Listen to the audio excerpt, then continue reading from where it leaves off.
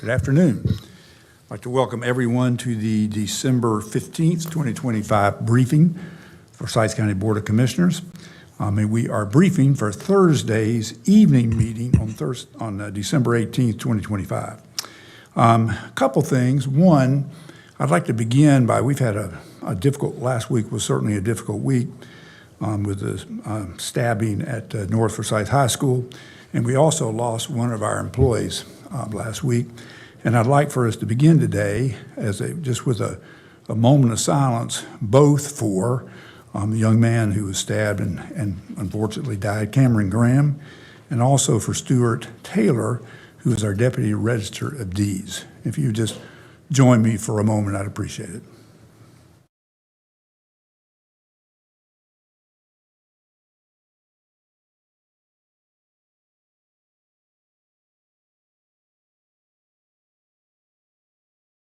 Thank you. Speaking of the North Forsyth incident, I think the issue, if you've been reading in the media, you've heard a fair amount about the use of metal detectors and the need for more metal detectors. And I know I read Superintendent Phipps' comments about trying to work towards a way to actually generate more metal detectors sooner rather than later. And I know that our county manager, Chantel Robinson, is meeting with Superintendent Phipps on Wednesday, and perhaps have this conversation about resources. Apparently, I have learned that they actually could be ordered and delivered within a month. And I think that both the sheriff's office as well as the Winston-Salem PD have actually been having some discussions about this. And if we had enough information, if there was some way we could consider doing something, we could discuss that a little bit later today. I've given a couple thoughts, and I won't do it now, but if we could, at the very end of the meeting today, just talk a little bit about that, I would appreciate it, what some possibilities could be. With that said, I'd like to turn the meeting over to our county manager, and we do have the one discussion item. We're going to do that first. We'll do our discussion item, which is a review of the financial audit report for FY 2025, and we have our lead auditor here, Daniel Gardy, and from Cherry Becker. Did I say that correctly? Is it Gardy? Close? Gordy. How about that? No. But thank you for being here. We've already had a meeting earlier in our audit committee, and he is from our auditor, Cherry Becker.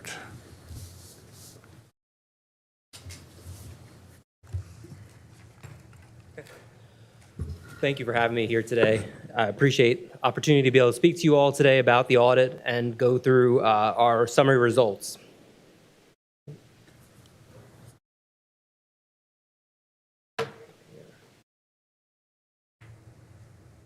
So first of all, I'd just like to always thank our internal team as well. It takes a lot of people to get this audit done. We start this audit back in April, May timeframe and complete it here today when we were able to discuss with you all the results. Myself, Albert Ong as a senior manager, Emily Bennett, and Carly as the seniors on this engagement.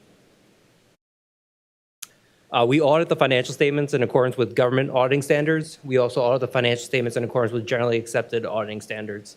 That's all in which to form an opinion, reasonable assurance that the financial statements are free from material misstatement. I'm happy to say that we issued an unmodified opinion, which is the highest level opinion that we can give under our auditing standards. For our single audit, normally we were presenting results to you on single audit as well. Due to delays in the federal government issuing a compliance supplement, the compliance supplement is what we use to audit the federal and state dollars that you receive and spend. Normally that's released in a May timeframe. We just received it the day before Thanksgiving this year. So we're still in the process of trying to complete those procedures, make sure everything's up to date, and issue that report. We look to issue that report shortly. And we'll do so when we have. If we have any findings from that, we'll let you know. But as of now, we have no findings in our current testing. This slide just speaks to really in terms of our control testing. If we deem anything to be material weakness or a significant deficiency in internal controls, we need to make you aware of that. But we do not give an opinion on the effectiveness of your internal controls overall. Material weakness being one that's material to the financial statements. So one where a material item could go undetected without the proper control in place, or has gone undetected based on our procedures that performed. And then a significant deficiency being one less, but still something important enough for us to make you aware of. We had one material weakness as it related to this year's audit. This one was an item that was brought to us by finance before we began the audit. So this was self-identified, but it had to do with recognition of grant revenues in the previous years where bond proceeds were supposed to be used first, and then the grant revenues would be used later. Due to that, the liabilities were understated by this amount. And so there was a restatement due to that change in how the funding sources were being utilized. In our audit, if we come across any corrected misstatements, we need to make you aware of those. The first one here has to do with the one on the last slide we just talked about. That's the liability being brought up again from the amount. And then the last one we have here is opioid settlement. So most North Carolina counties receive opioid settlement fund money through the litigation. And this money just was being recorded based on a non-exchange revenue recognition criteria, but it should have been done based on exchange revenue recognition criteria. There was no county or other city or municipality that received these fundings that were recording it that way. So this was a change that everyone within North Carolina had to make this year. So we don't consider this to be a lapse in any of the controls of your county at all. It was based on the facts and circumstances and what was later determined by the state that everyone should have been recording this based on exchange transaction recording. Uncorrected misstatements, there are no, so nothing that we found as part of our audit that management passed on correcting. Everything that was found was corrected by management. The next couple slides are just general conversations we need to have with those in charge of governance, such as yourselves, on a year-to-year basis. First of which is note 1 is where your significant accounting policies lie. This is what explains how you recognize revenue, how you recognize expenditures throughout your financial statements. And then note 5 goes into the change in accounting principle this year. There was a new Government Accounting Standards Board change that required you to record a liability for usage of sick leave. Sick leave is not paid out or settled in cash when a person retires from the county or leaves from other termination. But the consideration is you have to consider more likely than not to use. And so if they have a sick leave balance, calculating a liability based on what you think the employee will use over their time left with the county. And this was a $17 million adjustment. And again, is not reflective of an error. It's just a change in accounting principle that was adopted in the current year. There were no related party issues. No related parties were found as part of our audit procedures that weren't already identified to us by management. No issues with any arm's length transactions with any related parties. No significant or unusual items, unusual being outside the normal course of business of the county. Estimates are a critical portion of your annual comprehensive financial report. There are a number of large numbers such as your pension and other post-employment liabilities, deferred inflows and outflows related to those liabilities, accounts receivable, allowance for doubtful accounts, your depreciation of your capital assets. They all rely on estimates and certain inputs that management uses. We noted no issues with the management using different inputs or different methodologies from the previous year. Things were very consistent with the year to year, and the estimates appeared to be reasonable based on our assessment of it. Financial statement disclosure are neutral, clear, and consistent.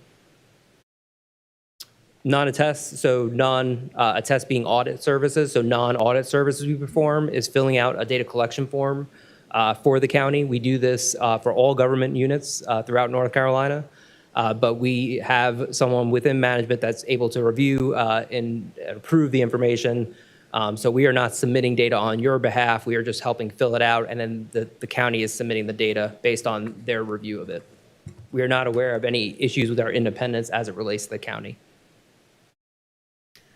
There are no difficulties encountered as part of our audit, no disagreements with management, no auditor consultations internally within our firm outside of our engagement team. Manager representation letter is dated December 3rd, date of the issue of the financial statements. No management consultations, so no shopping for an opinion with outside accountants. No other findings or issues, no fraud or illegal acts noted to us other than those made aware to us, and no going concerns noted. The next two slides talk about the information at the front and back of your financial statements. While we give an opinion on your financial statements themselves and the notes, we give limited opinions on everything else that is in the financial statements. The manager discussion and analysis, the statistical tables, we do look for any inconsistencies, but we do not provide an opinion on those. And then your other supplementary information, this is your budget schedules and combining schedules in the back. We do make sure that they are in relation to the financial statements are fairly stated. GASB does have two new pronouncements that will be applicable to the county next year. It's GASB 103 and GASB 104. Mostly with these, just some changes to how the management discussion analysis is laid out and talked about.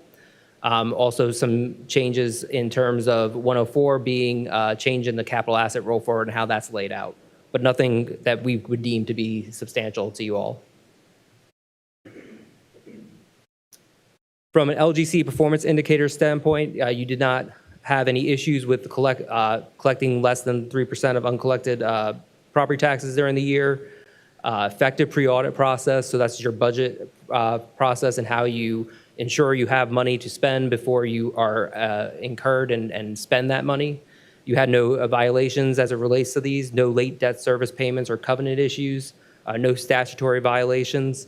But due to the one material weakness that we had addressed earlier, 60 days from this meeting, you will have to address that to the LGC like you have in the past and sign a letter just about the corrective action that finance is taking to address this and any other performance indicators of concern that come up as the county is completing the data input form.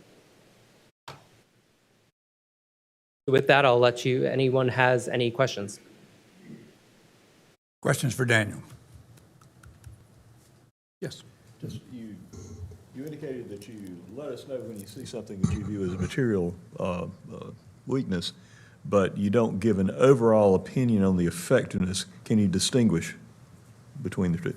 Sure. So when we find something that we see that a material weakness or something could go wrong, we're looking to make sure the control is there. Now, if the control is there and someone's reviewing it, we can't say that person is necessarily doing what they're saying they do when they sign off on it. So that's really the delineation there. Thank you. That clarifies. And Chairman, I just have a comment for Commissioner Wilson. Commissioner Wilson, as I transition off the airport board, I just was grateful for the information that we got today, but I'm grateful that you're here to accept all of this on your transition into the airport board as well.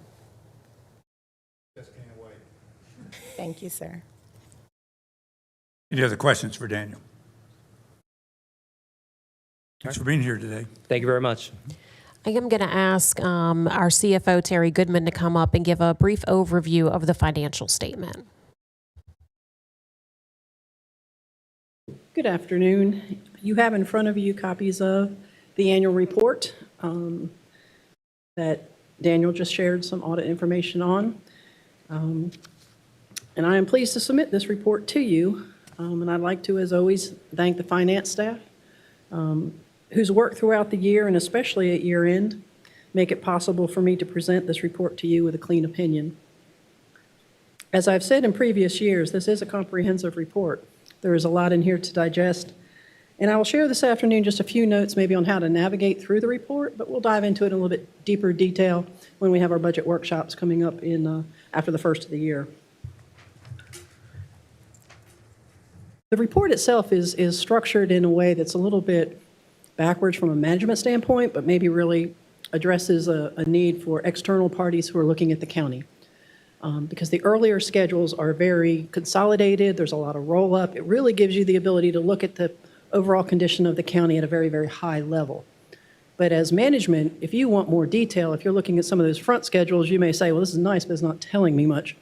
Keep moving towards the back of the book. As you move further back, you get schedules that have more and more detail, that'll look more like the budgets that you're actually adopting, the projects that you're actually approving. For instance, if you would turn to page 63. So I'm kind of jumping down into the middle of the book. You have a list there of what are considered our major funds. Major and non-major funds are an accounting term. It really doesn't speak to the importance of the fund, but rather the amount of economic or financial activity that runs through the funds. So the major funds for the county is, of course, our general fund, our opioid settlement fund, our capital project funds, which include both the county and the education funds, and then our pandemic response. If you flip over one more page, here's one of those detailed schedules that I think would probably be of primary interest to you. This is a look at the operating results of the general fund for the year. It lays the actual results in terms of revenue and expenditures right alongside of the budget as you adopted it and as you amended it throughout the year. The schedule does run for 3 pages. Revenues are shown at the beginning of the report. And then it moves down through the expenditures, which are broken out by function and then detailed by department as you adopt the ordinance. On page 3, you see it culminates with revenues minus expenditures coming down to the total net change in general fund balance for the year, which was a reduction of $7.8 million. The budget that was adopted anticipated a reduction of $40.7 million, but as we discussed in the workshops last year, we never truly intend to have that level of reduction. We expect expenditures to come in under budget, revenues to come in ahead of budget, and so therefore we really don't utilize fund balance. But like last year and again this year, we actually did utilize some fund balance. And again, we'll go into some of those details in the workshop. So the reduction in fund balance of $7.8 million took us down to a final fund balance of $202.3 million. If you remember back in the workshops in January, almost a year ago now, we were looking at our activity through the year and concerned that we were on pace to see a reduction of closer to $18 million. At that point, management took some proactive measures to reduce budgets across the county for all departments. And as a result, I think we saw our overall decrease in fund balance not be as it had been on track to be. So again, showing good results of the proactive action that the county took. On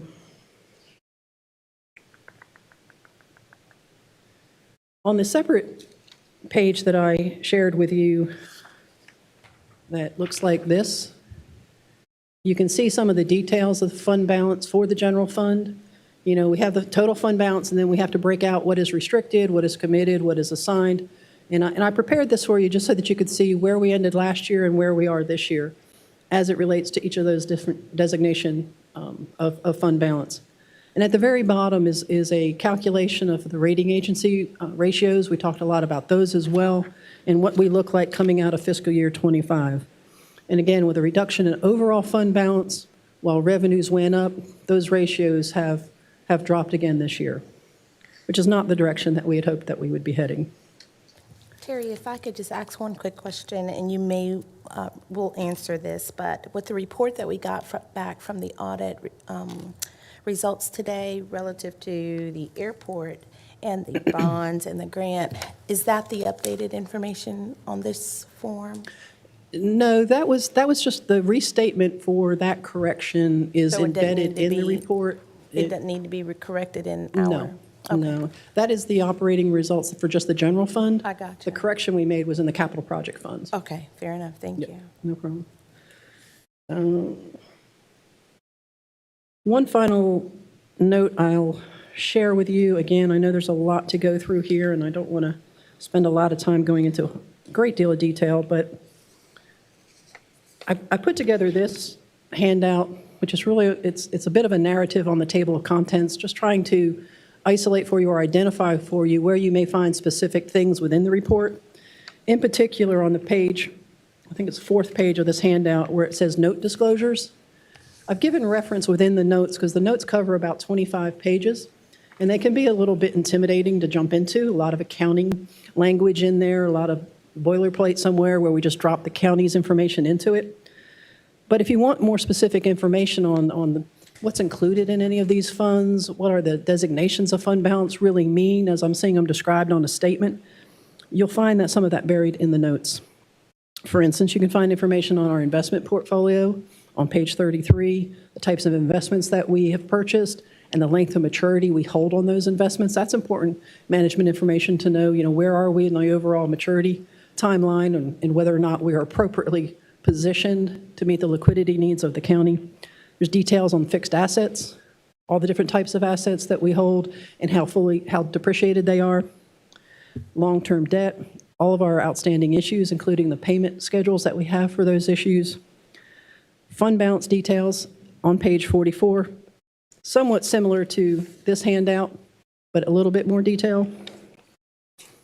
And then information on the different pension plans that we have and the liabilities associated with those.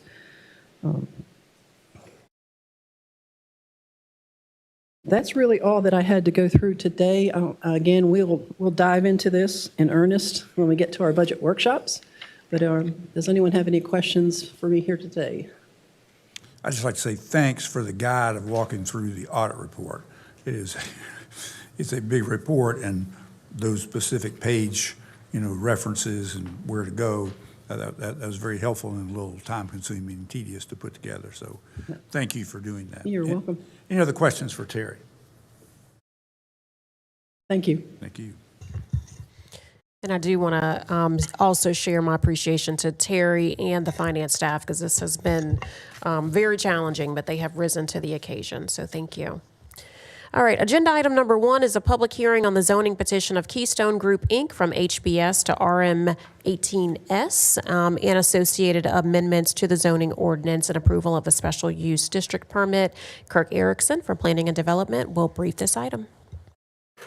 All right, thank you, Madam Manager. Good afternoon, Commissioners. Again, the petitioner is the Keystone Group Incorporated. The site is a 0.73 acre property located at the southeast intersection of Wahlberg Landing Drive and Overline Drive in the southern portion of the county.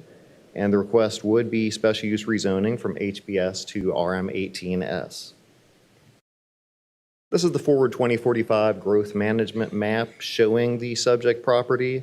It's on the Davidson County line off of Thomasville Road, adjacent to one of the county's activity centers. This is the zoning map that shows the RM18S multifamily designation to the west of the site is the existing multifamily community that this site will become part of. There's also HBS zoning for a variety of commercial uses, including a gas station and a McDonald's to the north. And across Thomasville Road, there's a variety of single-family residential homes.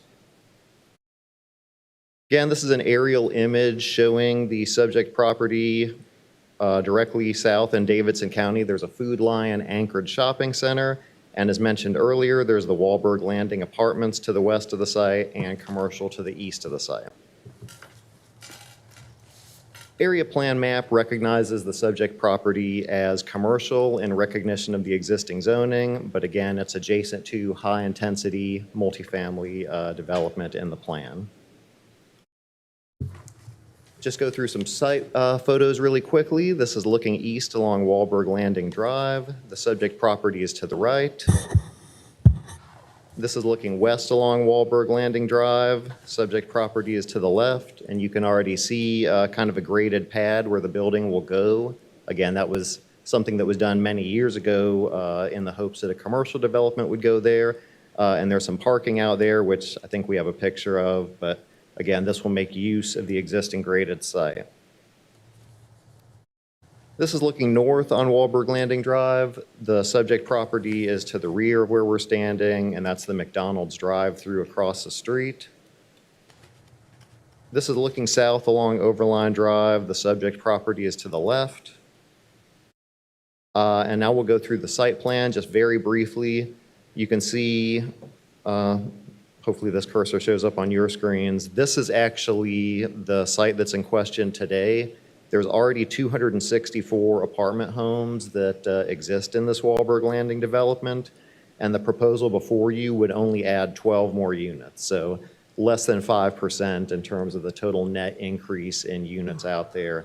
And there's already a significant amount of open space that would serve these apartments that these new units would be able to have access to. Just zooming in, this is the site plan of the development before you today. It's a 3-story building containing 12 two-bedroom units. And again, there's a significant amount of parking that already exists on site that this would take advantage of. These are the building elevations. They are brick, and they would match the elevations of the buildings that are already in the development. In summary, the proposal prioritizes density, diversity of uses, and connectivity in an area served by existing infrastructure. The project would redevelop an underutilized commercial property and reuse an existing parking lot. And the proposal would create additional housing in a growing area. This item was heard by the Planning Board at their November 13th public hearing meeting. There were no speakers in opposition, and following the hearing, the Planning Board voted unanimously to recommend approval to the Commissioners. Recommended commercial use, did it not? In the area plan, the Planning Board recommended commercial use some years ago, but in terms of this request, they did recommend approval of the multifamily request to the Commissioners. Okay. And this property abuts the Davidson County line? Correct. Is there any setback there or anything like that? Let me go to the site plan. So it looks like there would not be any setbacks required because, again, this parking is already in existence, and the new building is actually going to be to the north of the site towards the Forsyth County property. And there would be requirements for street yards, the trees and the parking lot and things of that nature. And again, the reason that a buffer yard wouldn't be required is because it's a Food Lion shopping center on the other side in Davidson County. So it's commercial, going adjacent to commercial, as you can see on the aerial there. All right. Okay, and I know this special use petition here, but I presume it's indicated NCDOT review is still needed at some point. NCDOT has reviewed this. In the packet that you all have, you'll see our interdepartmental comments, and they had no concerns about this request. Okay, thank you. Other questions for Kirk? Thank you, very much. Commissioners. Agenda item number 2 is a resolution approving the 2026 Commissioners Committee appointment summary, and I know the clerk's been working with you all to finalize that list. Yes. and Yep. I've talked to Commissioner Wilson. He's willing to continue his service as a Partners Board member and a Library Board member. So I think we've got all of our slots filled, and if we make some other adjustments, we can do that if we need to, but I think we're good. Thank you. Agenda item number 3 is approval of minutes for the meeting of December 4th. Madam Clerk, have those been emailed? They were emailed today. Great, thank you. Agenda item number 4 is a resolution adopting an updated countywide procurement policy. CFO Terry Goodman will brief this item, and our attorney Gordon Watkins will also answer some questions. Good afternoon again. This agenda item is requesting your review and approval of the county procurement policy. This policy would apply to all county procurement with the exception of those that are purchases that are made with federal funds, for which you have adopted a separate federal procurement policy. Within this policy, we're looking to dovetail 3 priorities. Our statutory responsibility, ensuring that we're complying with all state purchasing and fiscal control statutes. Our stewardship responsibility to ensure that we have proper accounting and control over how taxpayer dollars are spent. And then our mission responsibility, that we're providing to county departments the goods and services they need to accomplish the missions that you have asked of them in service to our citizens. Management's expectations within this policy are that procurement be planned and managed throughout the year, giving consideration to the needs of the department throughout the year and not on any individual purchase. By requiring that even informal quotes be obtained at a far lower level than the state even requires, we're looking to promote fair and open competition and to cast as broad a net as we can in trying to bring vendors into our supply chain. With rare exception, departments should procure the lowest possible option that meets their functional need, and we encourage departments to collaborate and work together in their procurement to obtain a more competitive price, or even just to reduce the administrative burden of each department conducting their own independent bidding. Within the policy itself, you see there's several sections. One section discusses the purchase of goods, and then it moves on into the purchase of services. There's tables in there that show what is required to happen for each of those different procurements, the type of bidding or quotes that are required, and the approvals that are required at different spending thresholds. There's guidance on both informal and formal bidding, how to handle emergency purchases, and then some exceptions that may need to be made.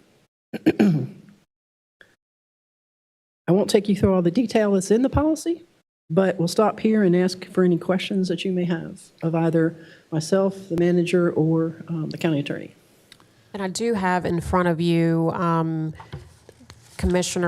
Chairman Martin provided some feedback, and so that's in front of you, as well as Commissioner Woodbury. So those documents are in front of you if you all want to speak to that. And I do want to say we also have our purchasing manager, Darren Redfield, here to answer any questions. I had a chance to exchange, well, first of all, let me begin by, I sent a bunch of things some time ago, and I appreciate a lot of adjustments and additions and changes from that.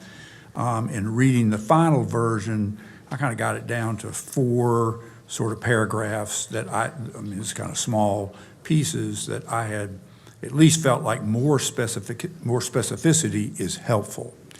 I sent them to Gordon last night. Actually, he sent me an email later this morning, had a chance to speak with him briefly. And the ones that you have are in a handout that looks like this with little yellow highlights on them. It's 2 pages, there are 4 paragraphs, and it lists the pages they come from. They're page 8 and page 9 and page 10. And the suggested changes. We talked just very briefly right before the meeting started.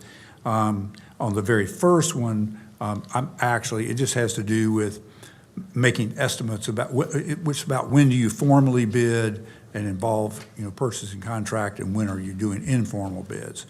And there's a suggestion in the original document that if you thought your estimate might be within 10% of, like, for example, 300,000 is a big threshold for some equipment purchases, and if you thought you might be close to that, then, in fact, the suggestion was within 10%, you ought to, consider asking purchasing contract to actually go ahead and formally bid it, since you're pretty close to your estimate's close to the threshold.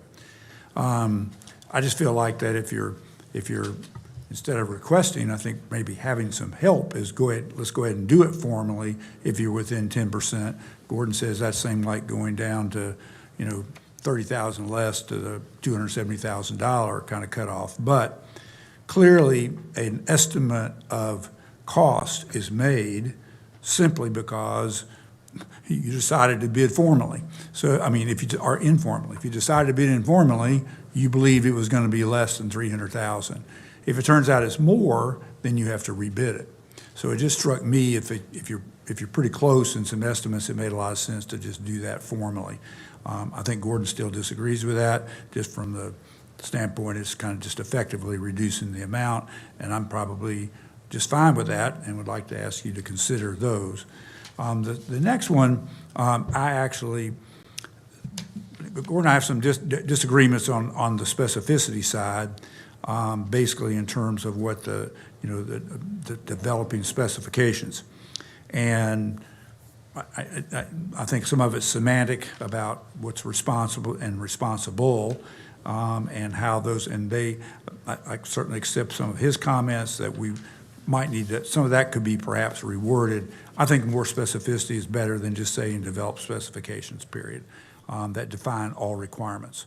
I think I'm interested in providing people some direction to say that, these are the kind of things we want to be included in our specifications. So haven't reached, more work to be done, I think, on that one. And page 9 is a similar issue that gets into, over $50,000 in some particular kinds of contracts and providers. And that maybe that if it's shall, I suggested using shall instead of requesting help. And it may be a burden, and we have our purchasing folks may be a burden if we have that much, and I certainly don't want to slow down processes. But on the other hand, if we're recommending that purchasing be contacted, then I'm making the assumption that purchasing has the capacity to do that. And if that's the case, I'd probably be for then doing it and requiring it on that. So I don't know, maybe want to have a comment, on that one way or the other from someone. Yeah, thank you, Mr. Chairman. I can forward the email. I believe I received your email at 9:25 this morning and replied at 10:27, but I can certainly forward my comments to the rest of the commissioners. And this, obviously, as a board, you can make whatever decision you'd like on this. I've been working with this every day, so we're trying to figure out something that will work for the county, but I do understand your comments on that. For the third one specifically, your third point, that deals with services which are technically being bid informally. And even if we go through a process that looks formal, it's legally informal because you don't have to bid services legally by the statutes. And so I don't think that purchasing does have the capacity to bid every single services agreement for the county over $50,000. We've had some issues. I'm not blaming anybody, but we've had some issues at times when they've been inundated with city work and county work, and sometimes it takes a while.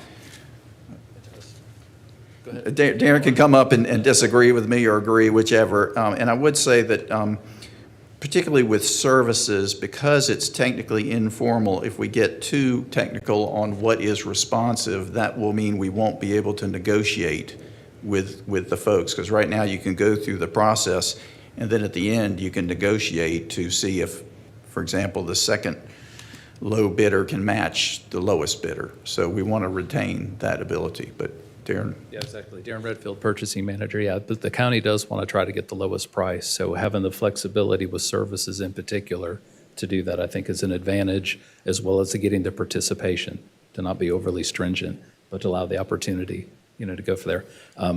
Capacity-wise, yeah, I do struggle. With my 7 staff, I have 3 administrators and 4 of us that do buying, and I'm actually working to hire a new buyer now. I have an admin who's retiring, and I'm going to replace them with the buyer to try to increase the capacity to do more bids. So we do struggle to keep up. The county does pay us an allocation for the work that we do for you all. But we went from 56 bids 2 years ago to 95 bids last year, and we're on track for more than 95. We've already done, I think, 12 vehicle bids. We haven't been bidding vehicles, been doing state contracted co-ops. Now we're bidding those. So that's going to increase our numbers as well. And what I'll say is from the management side, we absolutely encourage using purchasing when we can, but for informal, we do not want to tie our hands. Then we're not going to be able to actually manage the day-to-day. And for us, the policy, it is important for it to mirror the state and federal requirements, because the more we veer from that, the more complicated it gets for us to administer and for departments to understand. And so we've worked really hard to make sure we're mirroring what state and federal statutes say, and not veering too far off of that, because when it comes to training and implementation, that just becomes very, very challenging. The current policy that was in place had not been updated in probably 15, 20 years. So we've worked really hard on this to try to get it to a much better place. Well, Understanding there's certainly opportunities for improvement, and we'll continue to work through different scenarios as we need to, but we feel like it's a really good kind of foundation. Well, are you speaking in terms of that particular one about the informal contracts issue? Service contracts, the service contracts? Because if you don't want to bid service contracts, then simply this policy should take out the should, take out the shall, and take out that totally, and then just say we're not gonna worry about formal bids for service contracts. But we are doing informal. We're not doing formal. So I'll jump in. It is confusing, and I apologize for that. To follow the board's directive, we're trying to bid services, even though legally we're not required to. And so for larger ones, we're using purchasing, and they're doing a great job to bid them in a formal looking process. And so even though it looks like a formal bid, technically it's not, and that allows us to negotiate. And so we do want people, particularly for really big contracts, for $1 million, $2 million contracts, we want people to use the expertise of city-county purchasing. So that's why it says should, but we realize that there's not the capacity to make it shall, so they always bid them out. That was the reasoning. But we are using a very formal looking process for large service bids. I guess I probably have I hear exactly what you're saying, but that's not what this says, and this ought to be what the way we want to do business. So if it wants to be really large, then just simply pick a number and say, if it's over $1 million, we want to bid those formally then. I mean, this idea of a formal like kind of process, I don't see that in here, and that's not, what does that mean? I mean, Well, that is in there, and right now, what we're saying is it doesn't over. say formal like. Well, okay, it doesn't say those terms, but that's what it spells out, that process. And right now, the recommendation is at 50,000, but it's not a requirement because there's just not the capacity in city-county purchasing to do that.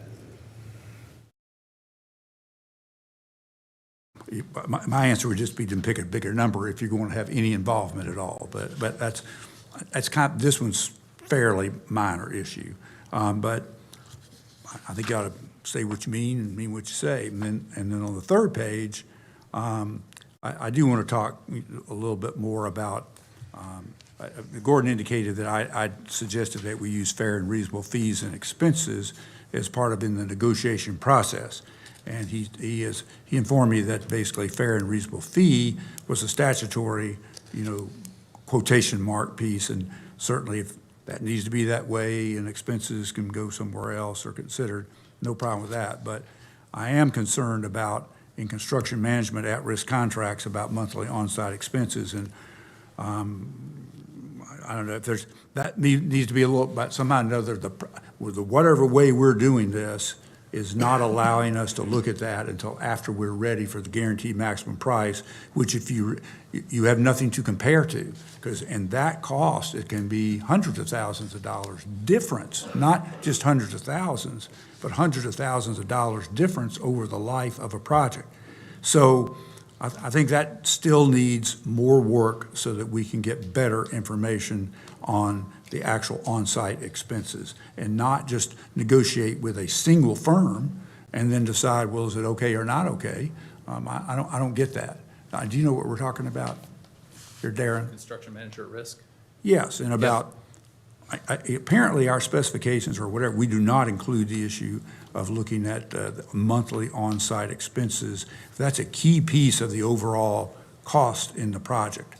And when you look at just, sort of experience and qualifications, and then you get a negotiation and you go and you can't, and you have no comparison then about just knowing what those are.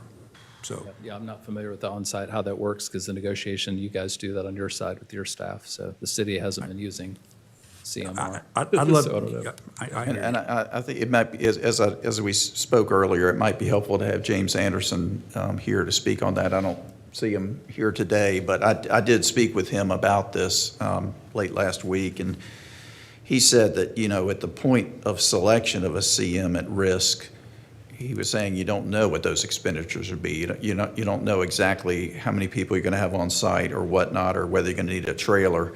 And so typically with the CM at risk, we have a smaller contract for the pre-con work, and then they come back with a proposal for the guaranteed maximum price.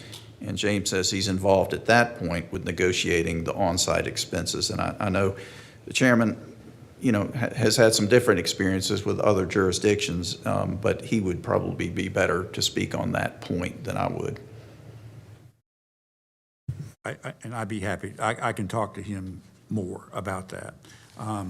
But in any case, I'd at least like the board to decide on what they would like to have.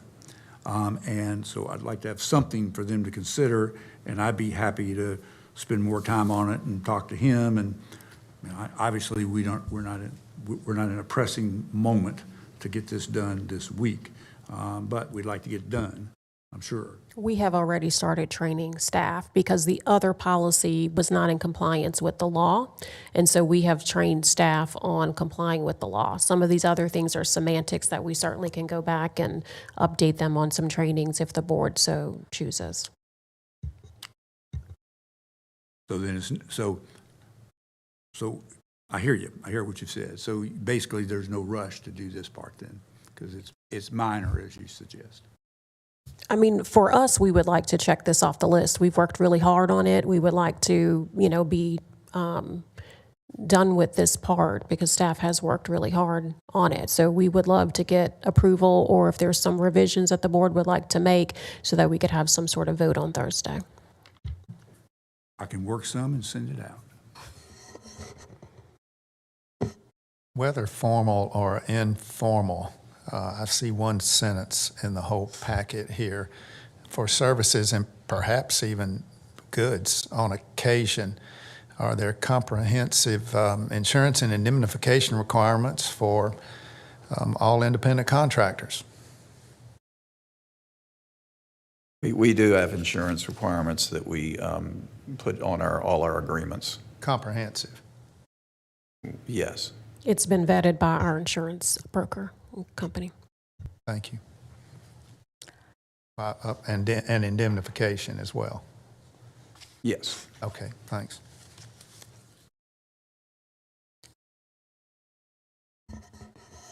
Are there other discussions? Oh, yes, thank you for allowing me to also include some information as it relates to, I guess, editing our procurement policy. I'm not sure if everyone here knows that I've been able to kind of negotiate some of my professional development to become a North Carolina economic inclusion officer. And so I've been taking classes to help me better understand procurement, one in our state, and also just, obviously locally. And of course, I have been a major advocate for our historically underutilized businesses. The MWBE Coordinators, which is an organization in North Carolina, has partnered with the UNC School of Government to offer this training and certification.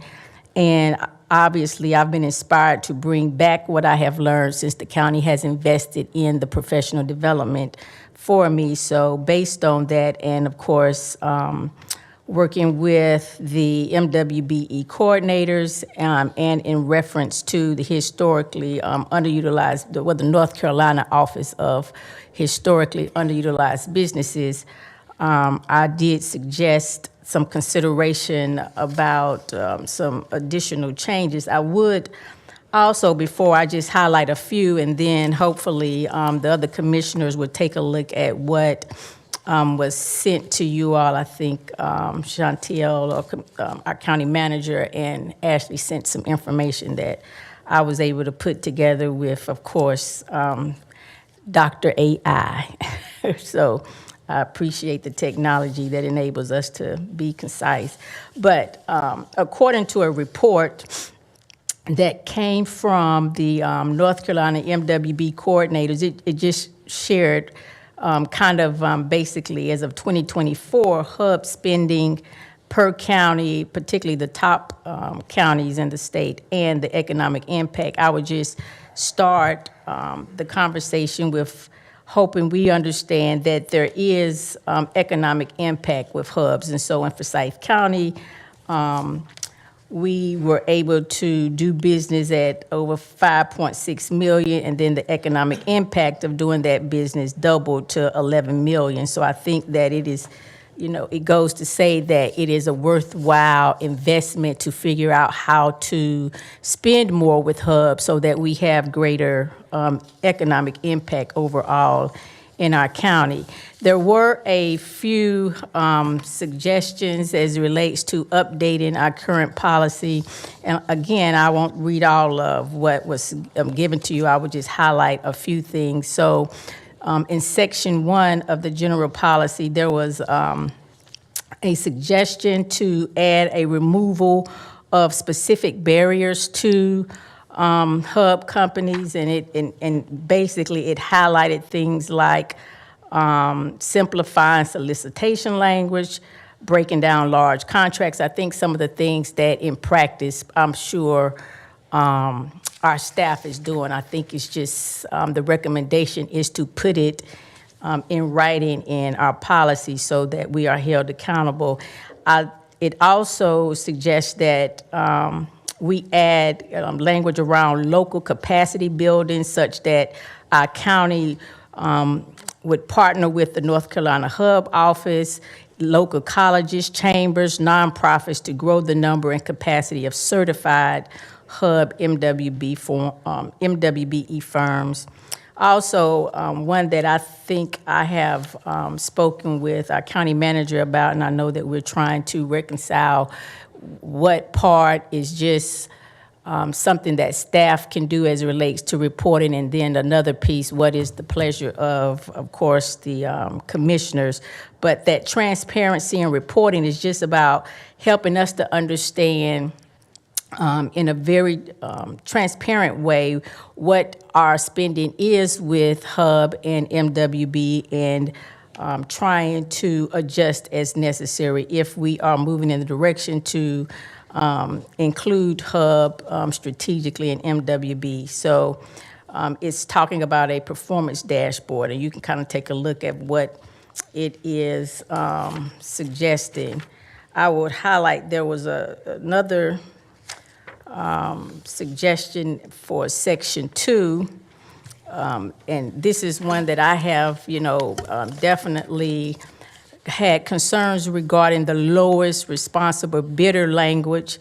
I know that there is some legality around that language, but the recommendation is to also make reference to what is of best value, and in addition to what we already have, including documented good faith efforts and participation of Hub MWBE firms in that language regarding the best value determination versus always going with the per se lowest bidder when by law is not required. And so that, of course, is a financial or a monetary threshold. And I do understand, obviously, we don't want to pay the highest amount for any good or service, but don't sell us on the lowest bid and then change order us right back to what the other bids were. I think that we need to just be mindful. And what I will say, too, as I'm going through this training, that the lowest bid language sometimes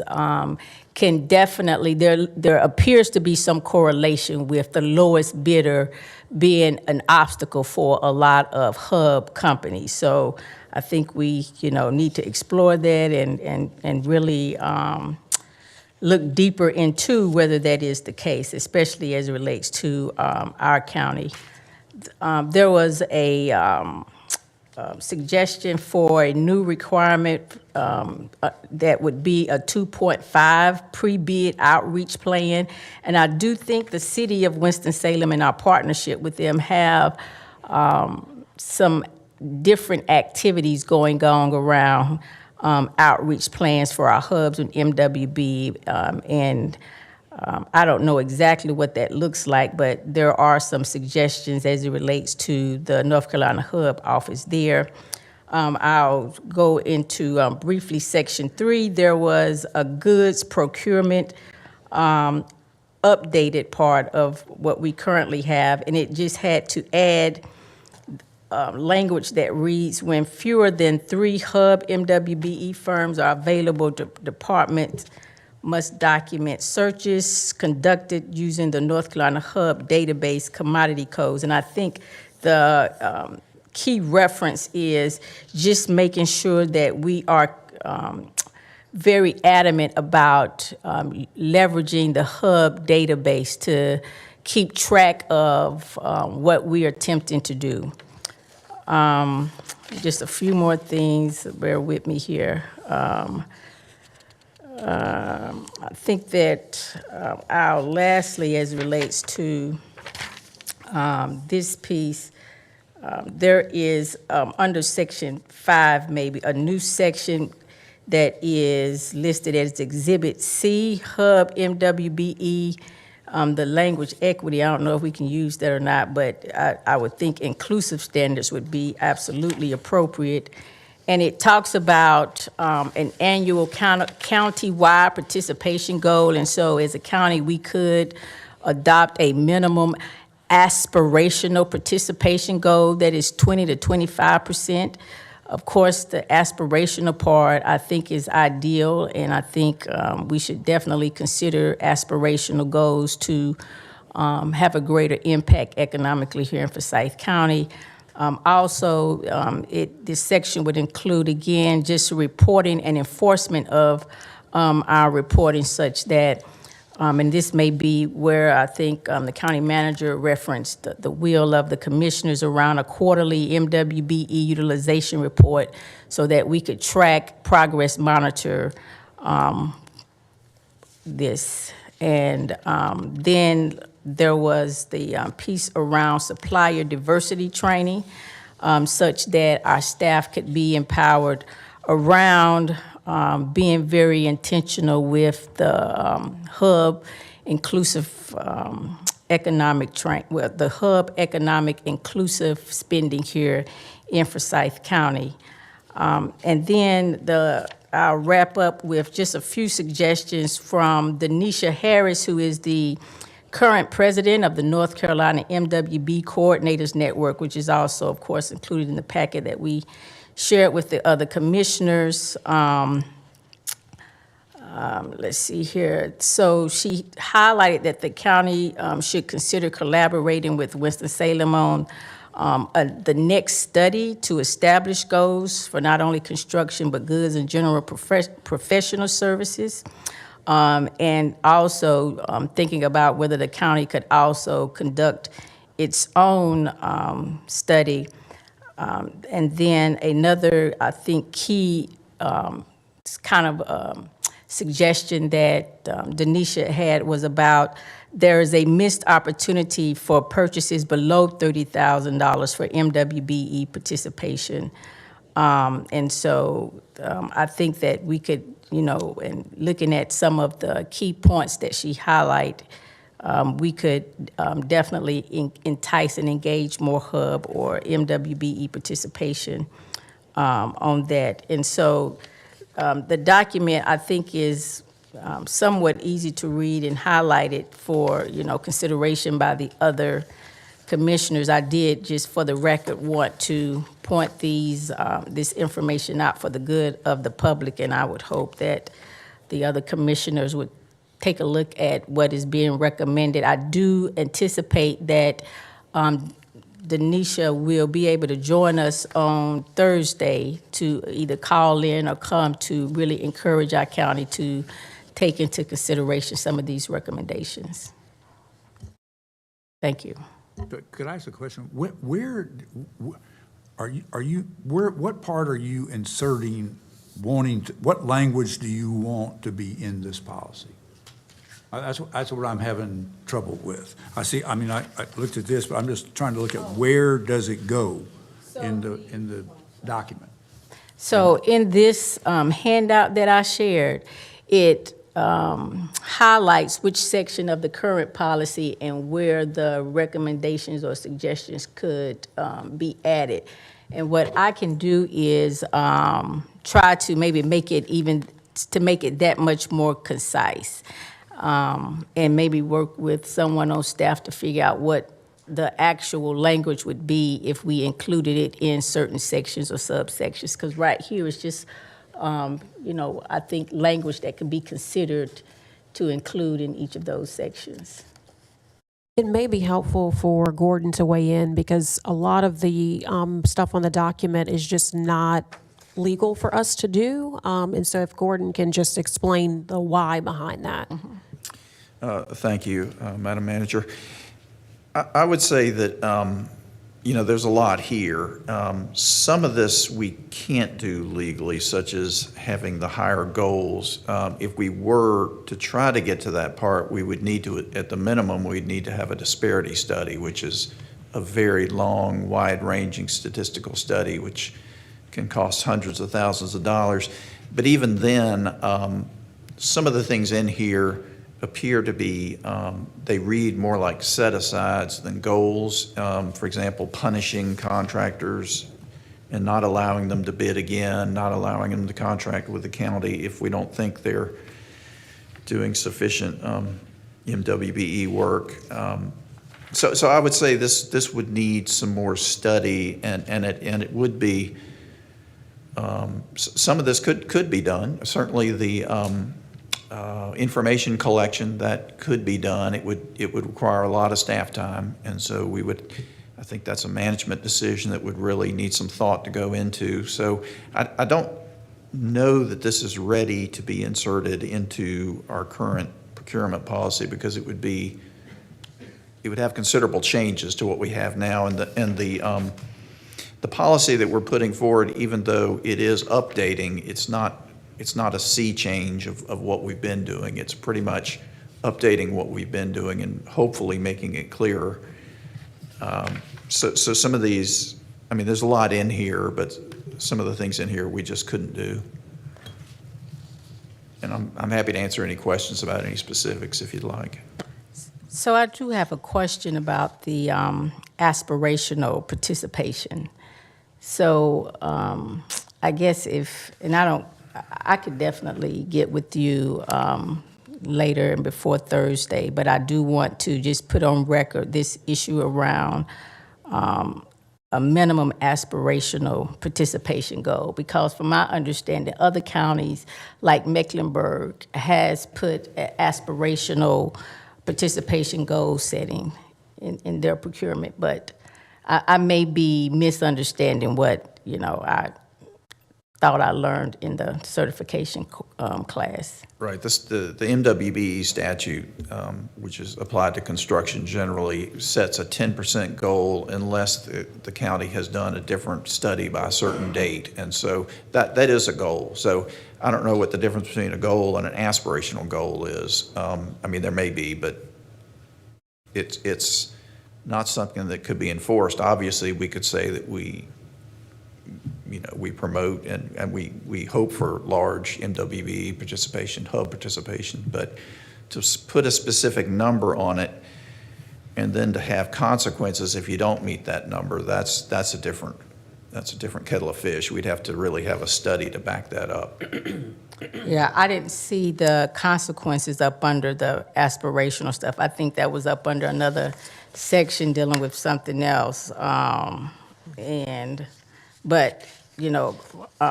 my point back to the aspirational goal piece, I'll share with you the information that I received, and maybe we can reconcile that. But I think the point that obviously I'm making is that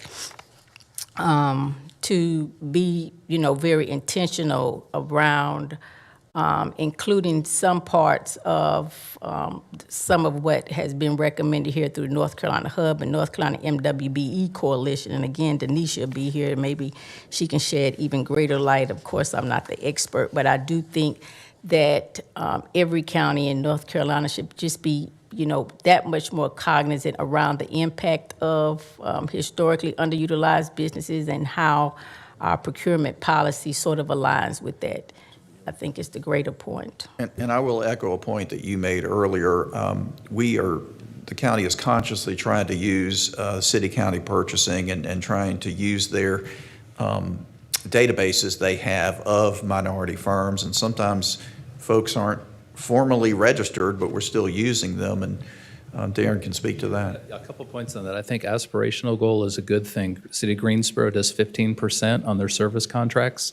And so they're not rejecting anything if they don't get there, but what it does tell is the minority community, we're interested, come try to do business with us, we're open.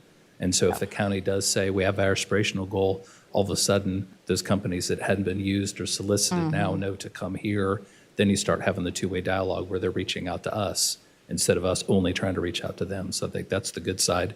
The second thing is, yeah, we use the database because the city's program is so robust. We have a lot of MWB vendors, so we reach out to them directly. So we create bid lists for every single project, RFP service that we do, and we are specifically looking to target minority companies, MWBEs, in our outreach. So we provide those lists when we do lists for you guys on construction. We provide the list of vendors we've outreached to. And that's really the best thing is you start dialoguing one-on-one with these companies and say we're interested. That goes a long way. The county, a couple of departments just participated in November in a mixer that the city held, and we had general services and recreation and parks. I know that came where they were introduced to some small businesses who gave them business cards, and now all of a sudden, they have a face with the name and the card, and now when they reach out for those services, they can start including them on the list. And that's the goal of those mixers, is trying to get everybody to the table and say, we want to do business with you guys, come on, let's talk. And so they are made aware of the opportunities immediately when they're solicited, so they're not finding out afterward, oh, you just did janitorial, I do that. Better to know up front, I've got your list, we'll let you know when we've got that bid going out. So that's what we try very progressively to keep up with. The city just started 2 years ago using a B2G, which is a national diversity software where vendors register. So that's what we're using over at the city. We're able to capture people that join and ask to sign up to do business with the city on that vendor listing. So that's kind of what Gordon's talking about. So we have that, and then just past history of making relationships with people from doing mixers and other things. I think Sometimes people just come to the desk and say, hey, I want to, how do I do bids with you guys? And so we get on and talk to them. Oh, So, yeah. And I think that just goes to the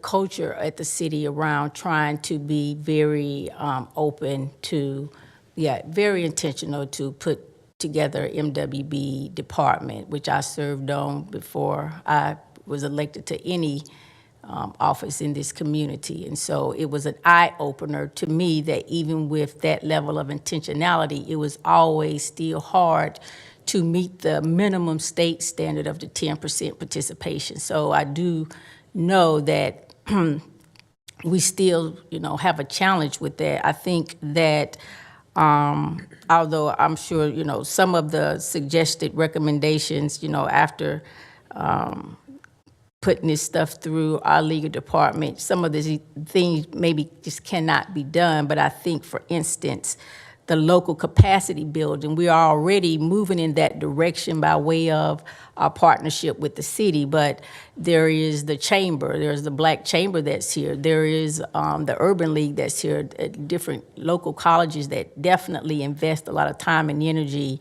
in helping to strengthen economic impact in our communities by way of the strategic work with MWB and Hub vendors. And I think maybe in, getting with you, as, I'm sure Commissioner Martin will, just try to figure out the list of things, Gordon, that I can make as a suggestion that's more feasible than others, would be helpful for me to provide to the other commissioners.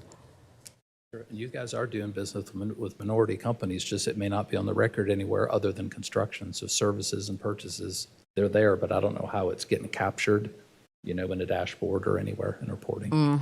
In our software, we're able to have a checkbox for MWB. So if we run a report, we can see it. We provide that to Jakira's team for the annual reporting to City Council. So, and I think if you went on the city's website, you could see the reports from the last years. You can see the different categories, because we even do it like purchase cards. What do we spend with minorities on purchase cards? And we have that data. Is there a way for some of that data to get to the commissioners by request? I'm sure. I mean, it's on the website there. So I'm just thinking if I can just download it and send it to you. And on the county side, just for clarity, we are only collecting MWBE data for construction, because that is that's what's required. We currently do not do it for anything else. Statutorily, just Statutory, construction. So yep. we do that. I have a question. I believe that we received a report back in September of 2025 relative to the state's goal and our goal. Do you remember what that number was? Yes, I think it was for the previous year, the state's goal was 10%, and I believe we met 15%. And then last week, I forwarded, in response to Commissioner Woodbury's email, Darren's team pulled kind of what our MWBE goal was for the last 5 years. I think that was your question. And I believe what we met was 31% for the last 5 years. And so what I will say as the manager is we 1,000% support doing businesses with MWBE. So we're using city county purchasing. They are casting the net. We're doing the mixers. I mean, I'm not saying we don't have opportunities for improvement, but that is important to us. What we don't have, though, is a policy that states we have to do more than the state requirement. The state requirement is 10%. And so because that's the state requirement, we cannot, again, on construction, we can't automatically disqualify someone if they were deemed to make a good faith effort, which we've been down that road, or say this person had 20% and this person had 10%, but the 10% was the lowest bid. We can't do that. Again, unless the commissioners want to engage in a disparity study, which I think for some counties, the last time they did it was about $500,000, and that was a long time ago, so it could be even higher. That would be a decision the board would need to make, and that would be the only way that I'm aware that we would be able to, formally increase our goal. But it is important to me, it's important to staff that we do everything we can to cast the net for MWBE businesses.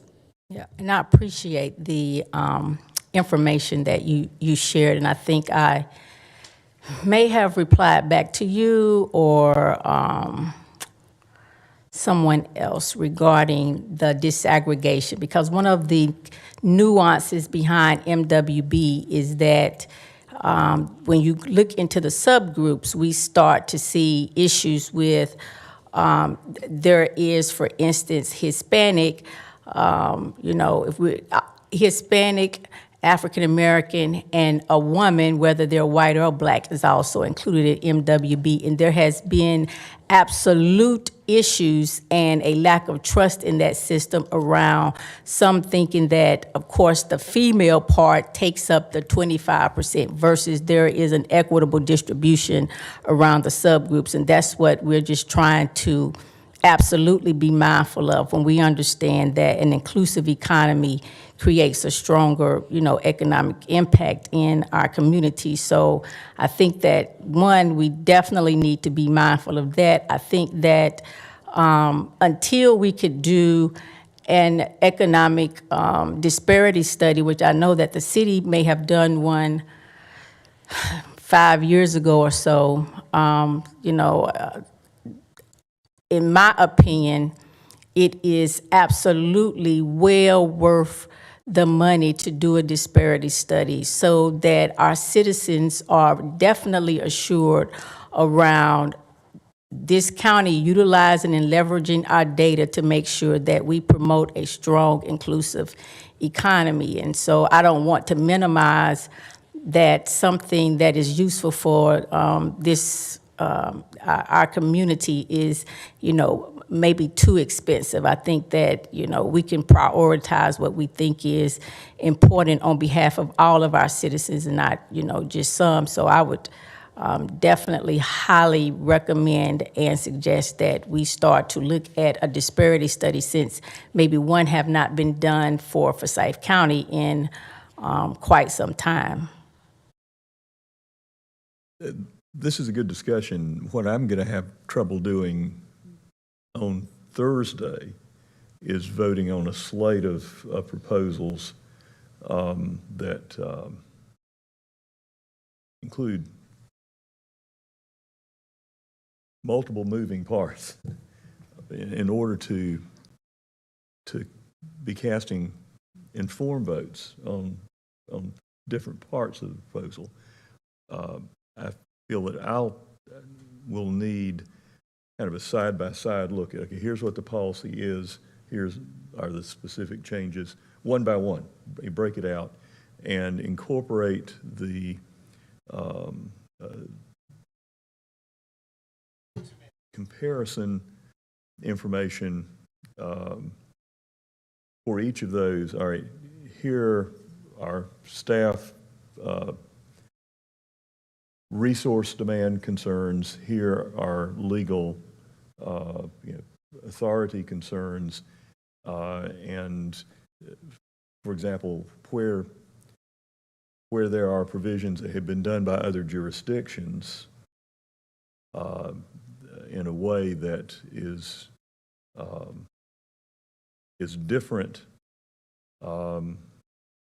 than staff interpretation of what the authority is for, what jurisdiction has done it, and what their rationale is for why they believe that they had the authority, or did they have this disparity study, which broadened their authority.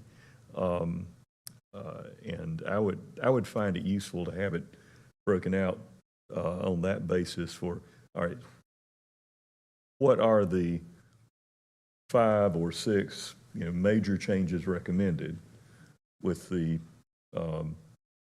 goal why this would be helpful.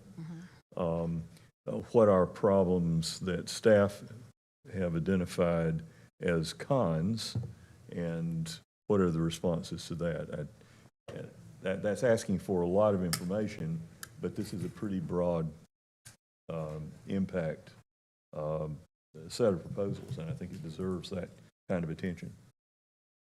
And I'll echo what the manager said.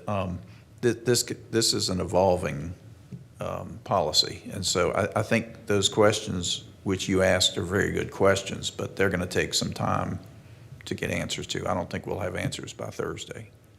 But this is something that could be revisited at a later time if the board wants to. And I'm glad you highlighted that. And I don't, it is not my intent to belabor what we need to solidify in policy so that staff can continue the work that they need to do. I am just absolutely proposing that we start to do the research and, help put before the commissioners when, the information has been collected for consideration. So I'm fine with, whatever is appropriate for staff to do to get this back to us without belaboring, a vote as soon as possible on the policy. Anything else? Just one question, I guess, simple. Mr. Attorney, this document that we're looking at that's been put together by staff, how does it align with the state regulations on this? It follows state law.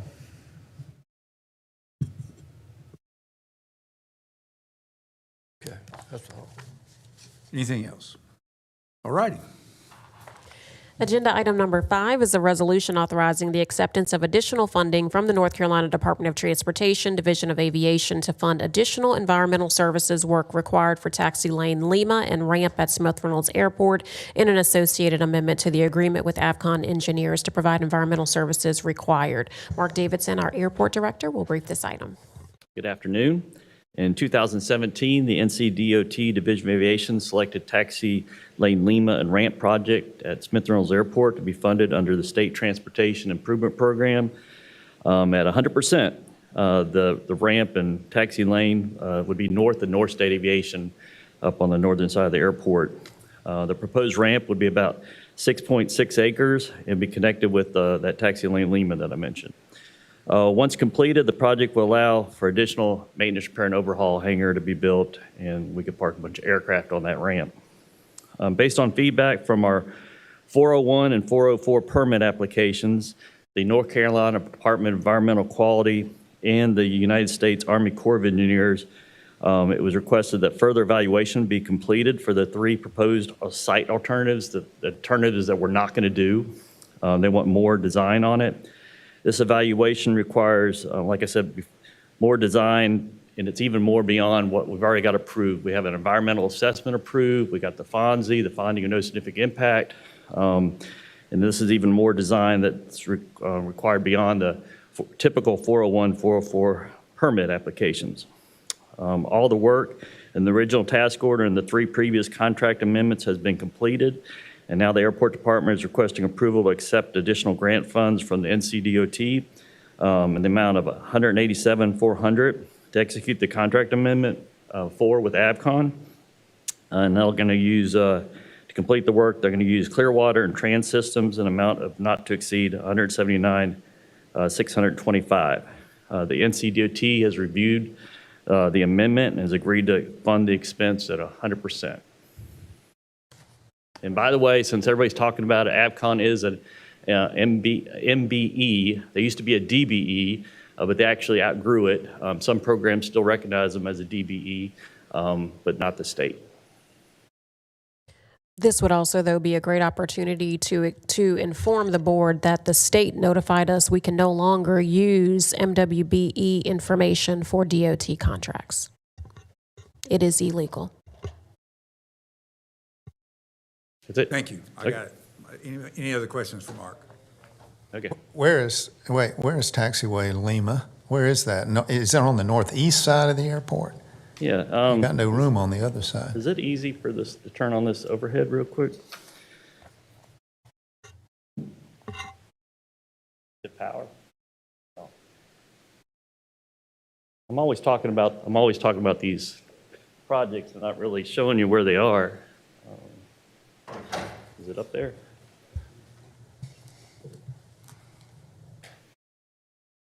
So here's the terminal. Here's North State Aviation. And this is the site that we prefer. This is North State Aviation. Okay. Yeah, over. The other sites that they want us to look at that we'll never select is right off the end of the runway, right over here by the landfill, and then way over here where there's just too much topography issues. Right. Yeah, you got a pretty steep climb over on one side there. Yeah. So it is around the northeast side of the airport. And are you going to talk about the environmental study? And Do I need to talk about it? well, is it noise? Is it a comprehensive? This is another DEQ project. What? Yeah, we've had public meetings. We had a couple public meetings over at the Carver Recreational Center. Good attendance. Like I said, we already got the finding of no significant impact. It's already next to the existing MRO, so noise was not a major issue. And so we're trying to tell the NCDEQ and the Army Corps of Engineers this is the best place to put it. And so that's where we're at. But they want they wanted like 90% designs on the other sites. And then the NCD, or the North Carolina Department of Transportation, Division of Aviation, their environmental manager talked them down to 15%. So that's where we stand. Thanks. Any other questions? Good? Thank you. Thanks, Mark. Agenda item number 6 is a resolution authorizing submission of an application to the North Carolina Housing Finance Agency to apply for and accept, if awarded, 2027 Urgent Repair Program funding. Ashley Penley from our Community Economic Development Department will brief this item. Good afternoon and happy holidays. The resolution before you is a request to apply for and accept, if awarded, funding from the North Carolina Housing Finance Agency to provide housing rehabilitation services under the 2027 Urgent Repair Program for residents of Forsyth County who own and occupy their home and have a household annual income below 50% AMI. At this current time, the 50% AMI maximum for a household size of 2 is $34,700. The goal of the Urgent Repair Program is to alleviate housing conditions that pose an imminent threat to life or safety of a household, while also providing accessibility modifications. The most common examples of repairs performed under this program include roof replacement, HVAC installation, bathroom shower modifications, and accessibility ramps. All work is performed by licensed and insured general contractors. Currently, our department has 7 active contractors on our registry, and I'm happy to say that 4 out of those 7 are MWBEs. Eligible residents would also need to meet one of the following criteria. be a veteran, elderly, disabled, a single parent, have a large household with 5 or more immediate family members, or a child under the age of 6 who's exposed to a lead-based paint hazard. The Community and Economic Development Department would apply for $165,000 to provide urgent repair services over an 18-month time frame. 10 households would be served at a maximum of $15,000 per household in the form of a 0% interest loan, forgivable loan, and the remaining $15,000 would pay for county administrative costs to operate the program. I'm happy to answer any questions. Questions for Ashley? It's a child age 6 or under, right? Yes. Okay. You spoke. Yes. How does this compare to the other programs for maintenance and upkeep that the county uses federal funds for? Sure. So this is a grant that we apply for annually. So we have one that's closing out, one that's underway, and then this would be the next one to just continue those services. Okay. So aren't there other programs that the county funds that are similar in nature using other sources of So the funding? county provides a local match towards our housing rehab program that is funded by our home consortium dollars that we get through our partnership with the city of Winston, and those are entitlement funds that trickle down from HUD. Okay, that was what I was thinking about. Sorry. I just wanted to mention that I've spoken with our attorney about this. In the discussion of potential uses for the proceeds from the sale of the old courthouse, the question came up of our authority to use local funding. And it's our attorney's advice that we are extremely constrained in our ability to use local funding for those programs, and that we would need to take to public referendum. I have asked that our attorney provide information on what we would need to put on a ballot and how we would go about that, so that we can, if it's the pleasure of the commission, so that we can consider that as a potential item to add to the November ballot. Again, doing anything like that is contingent on support from at least a majority of the board. But I've asked for that information, and Attorney Watkins is going to see what he can put together for review. How many of these residents check more than one box, either alone or in the aggregate? Many. I will say that the most common that we see is hitting that elderly and disabled box. Okay. Other questions? Thank you very much. Agenda item number 7 is a resolution authorizing execution of an agreement with Kelly Office Machines, Inc., doing business as Kelly Office Solutions, for lease of copiers to Forsyth County for a 5-year period, providing unlimited color printing and licensing and support for the PaperCut subscription platform. Michaela Westbrook from our MIS department will brief this item. Good afternoon. On August 29th, 2025, the MIS department issued a request for proposals to secure a vendor for countywide device services. We received 6 responses, with 3 of them meeting the county specifications. So this item seeks to enter into a 5-year lease agreement with Kelly Office to supply unlimited color printing, software licensing, and support for PaperCut. And the total amount of this contract is not to exceed $191,391.93 per year. And I can take any questions if you have any. I've got one just from the summary of bidders. We got Kelly Office Machines, Inc., doing business as Kelly Office Solutions, and then we have Kelly Office Solutions RICO, which I assume it's only $600 more. I'm assuming that that's the same company, and they're talking about using RICO equipment. Yes? Joe, would that be correct? Yes. So what equipment are they, if the low bid is 600 less, what equipment are they going to use so they can't use their RICO equipment?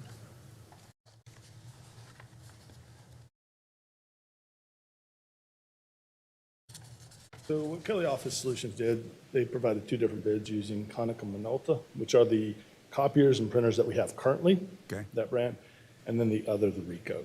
Oh, okay, I got it. That's good. And then Ricoh itself bid, and Toshiba and the rest of them were not responsive. I got it. That's good. Any other questions? And there are comprehensive insurance and indemnification provisions for this sumptuous agreement, correct? Absolutely. Agenda item number 8 is Ms. Westbrook's as well. It's a resolution authorizing execution of an agreement with Worldwide Technology LLC for network switches and security licensing.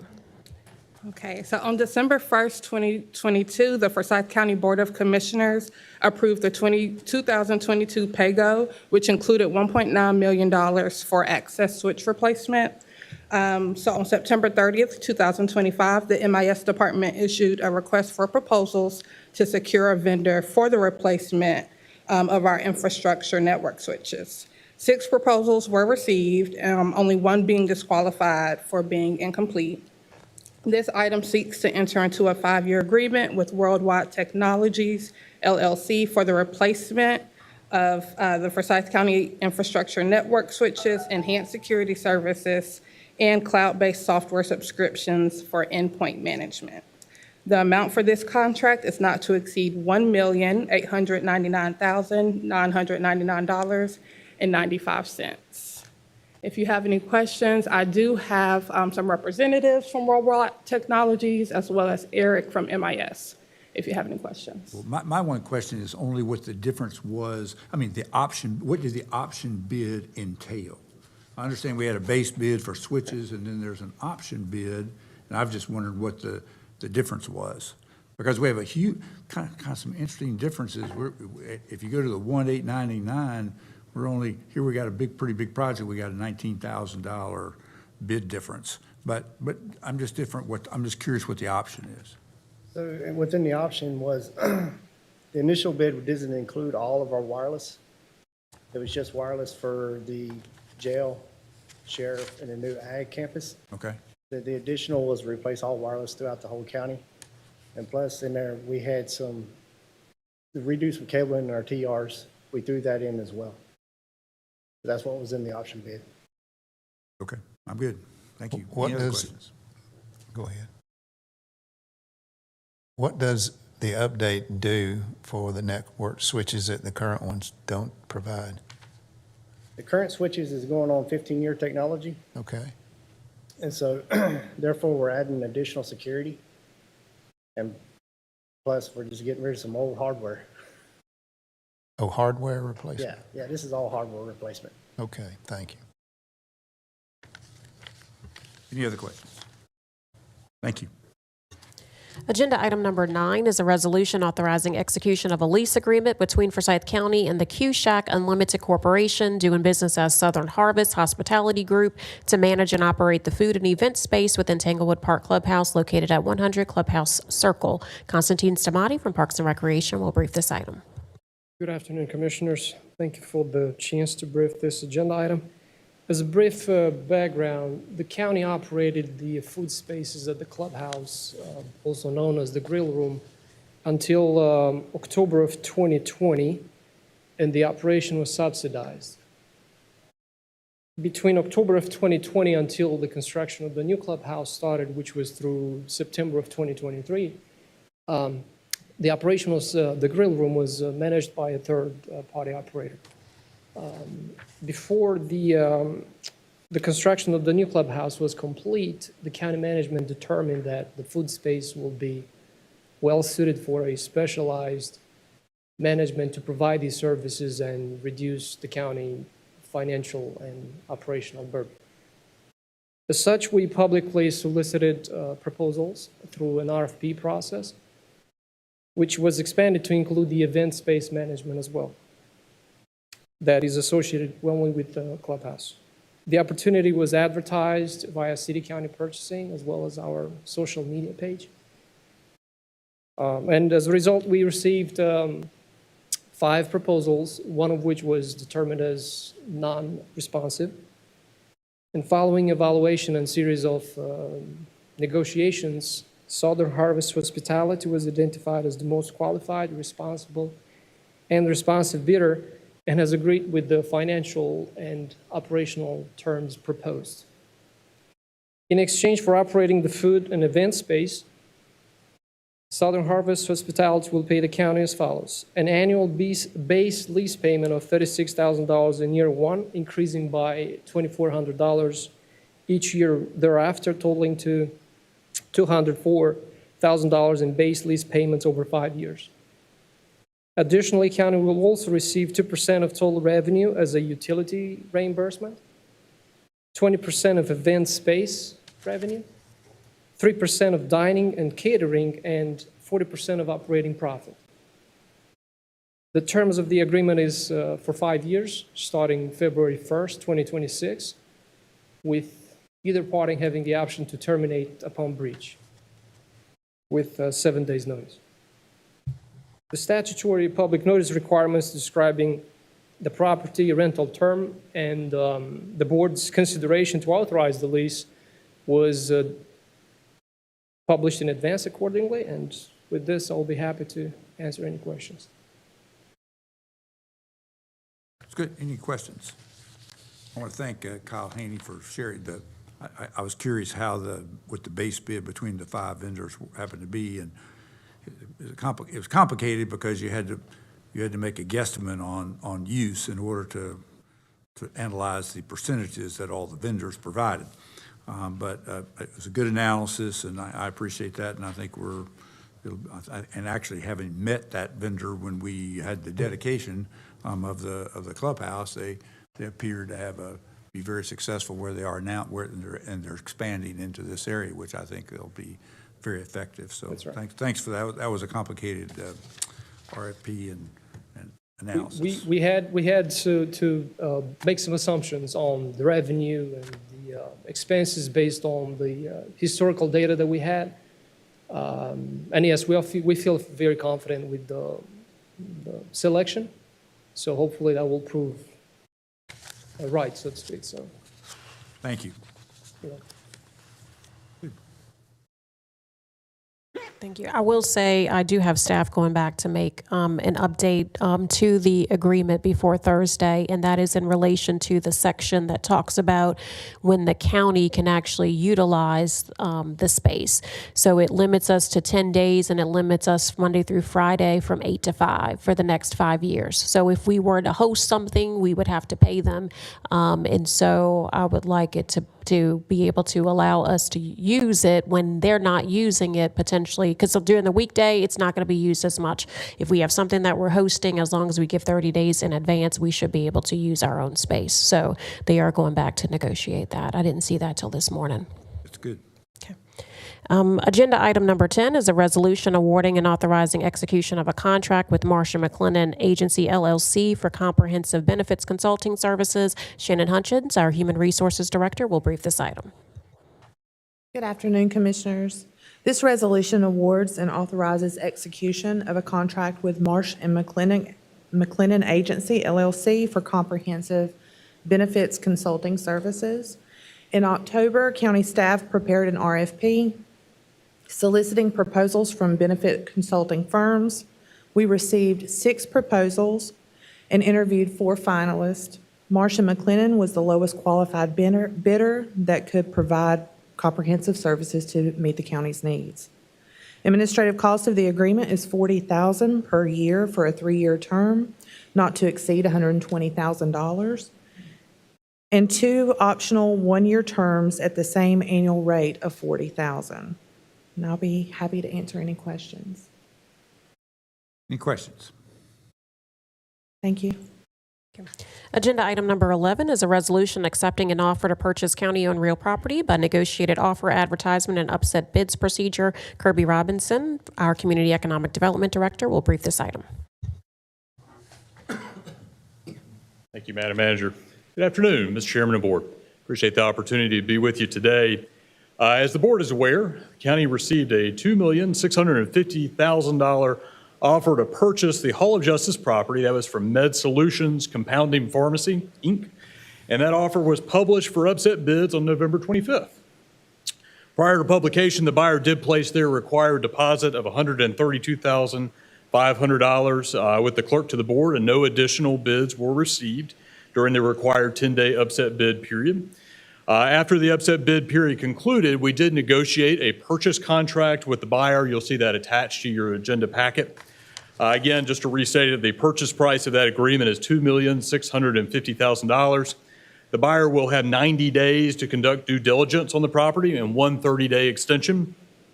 During due diligence, the buyer may terminate the contract and receive a refund of their deposit, less the cost of advertisement. Of course, that's an industry standard for due diligence.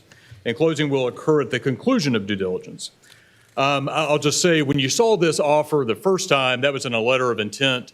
You had a due diligence of 90 days and a 30-day extension, and then you had a permitting period that equaled the same amount of time. That permitting period has been removed, and the benefit to the county is it is less time to study the property and get to closing. So that's a good thing. Appreciate the buyer working with us in good faith to negotiate really a timeline, I think, that benefits both parties and makes sense. If approved by the board, we do hope to be officially under contract by the end of the calendar year, and that would put us closing sometime in April or May of 2026. Happy to answer any questions the board has. Again, if you approve this, this is the last action the board will take before the property transfers unless something changed. Questions for Kirby? Well, if they do buy it, Kirby, just make sure they understand they can't give it back. When they buy it, Yes. we will be there with the keys. Okay. Yes, sir. Thanks. Agenda item number 12 is Kirby's as well. It's a resolution authorizing publication of an offer to purchase county-owned real property by negotiated offer, advertisement, and upset bids procedure. Thank you. Commissioners, in June, you directed the county manager to solicit fair market value offers for the purchase of the Amos Cottage property, and that's located at 3325 Silas Creek Parkway next to Novant. We did open a 90-day offer period. No offers were received during that time frame, so we moved to an open offer period. And we've done variations of that before where we say, well, we'll solicit offers, and that's an open offer period. Sometimes we'll collect offers over a certain period of time. That's really what we did with Amos Cottage. We opened a 90-day offer period. No offers were received, so then it moved into sort of a rolling period. One offer has now been received from Jim Cap Development, LLC. That's in the amount of $2,025,000.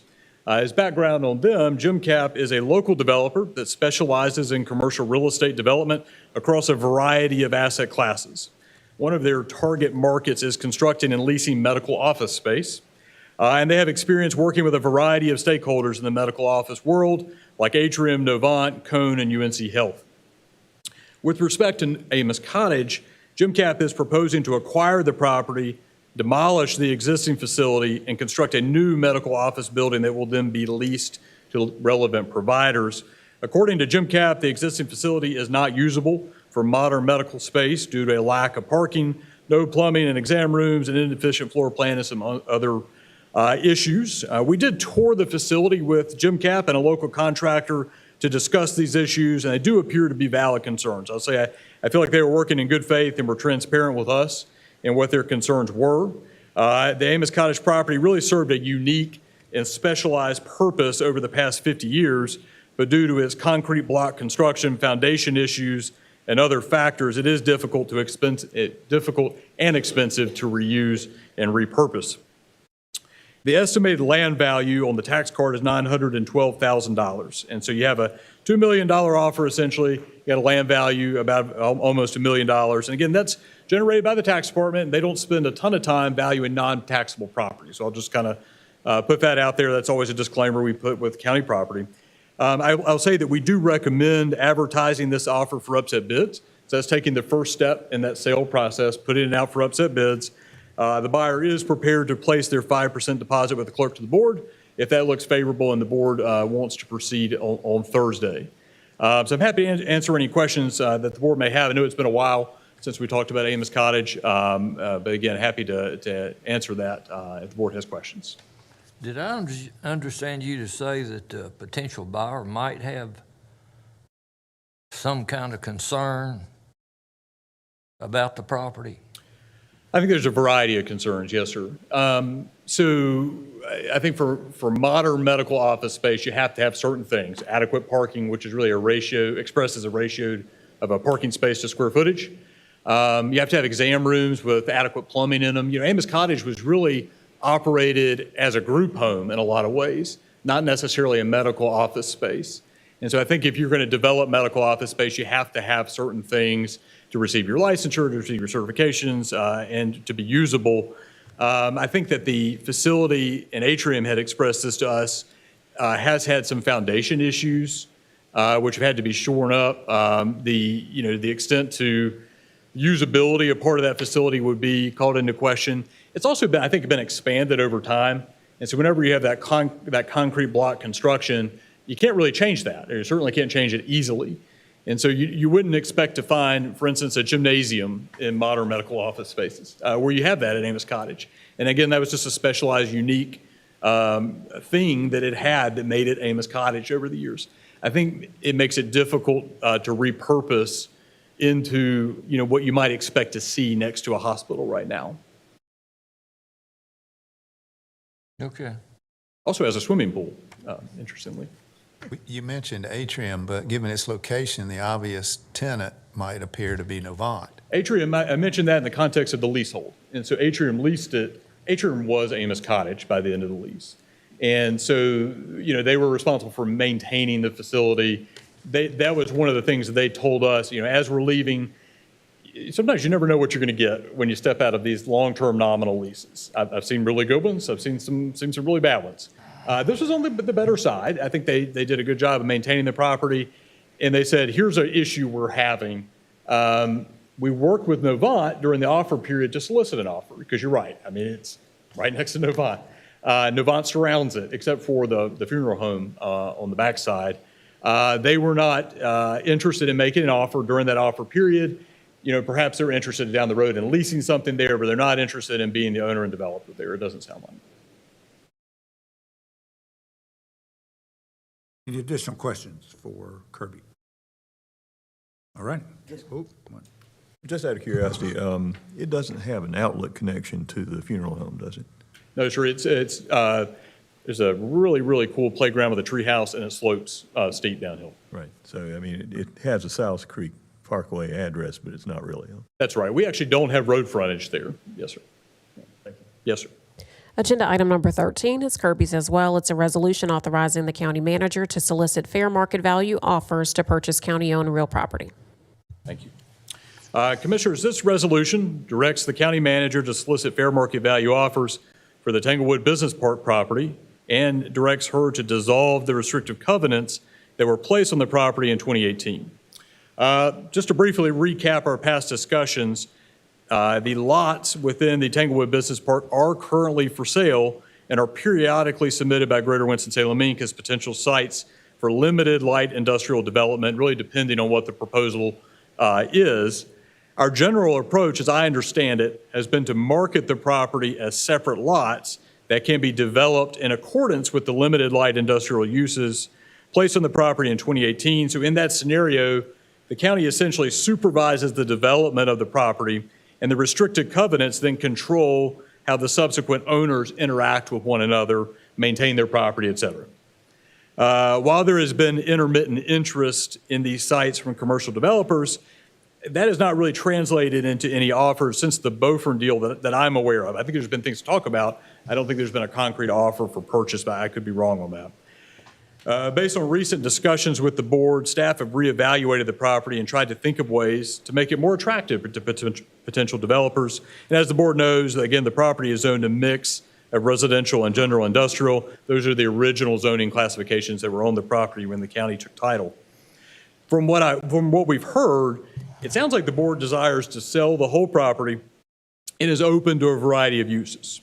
Removing the restrictive covenants and marketing the property for sale beyond just submitting it for individual site proposals for economic development projects could broaden its appeal to developers and help sell the property faster. If the board desires to sell the property, the whole property, but keep the restrictive covenants in place, staff we need to clarify that for potential developers.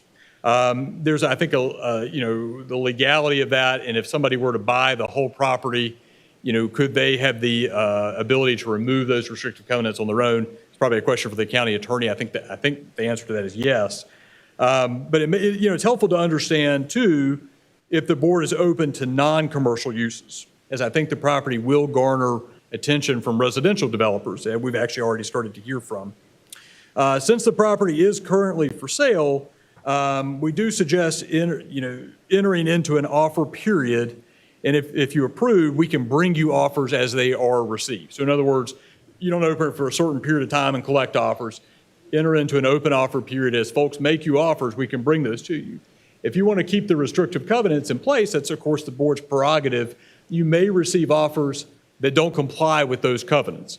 And what we could tell folks is, well, make your offer and we can still bring it to the board. So there may be a way to sort of compromise on that to keep the covenants in place for now, but you could signal that depending on what the use is, you could still make an offer. There's a strategy there to that.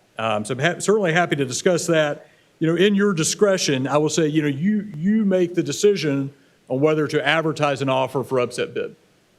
Just because you get an offer, of course, doesn't mean you have to advertise that. So if folks make an offer with a specific intended use, you can say that's not really what we're looking for, and you can pass on it. You can reject all offers. And I'll tell you, from a developer perspective, folks oftentimes intend to do something that doesn't always end up happening with a property too. So I think that's something to be mindful of. I'm happy to answer any questions the board has. I know we've been over the property a couple of times and sort of what that looks like and what some of the challenges are and what the HDR study said about it. But we can get into any and all of that that the board would like. The resolution as written directs the manager to sell the property with the goal of selling it in its entirety and dissolving the restrictive covenants as written. I've just got one comment. And it's just a comment, not a question.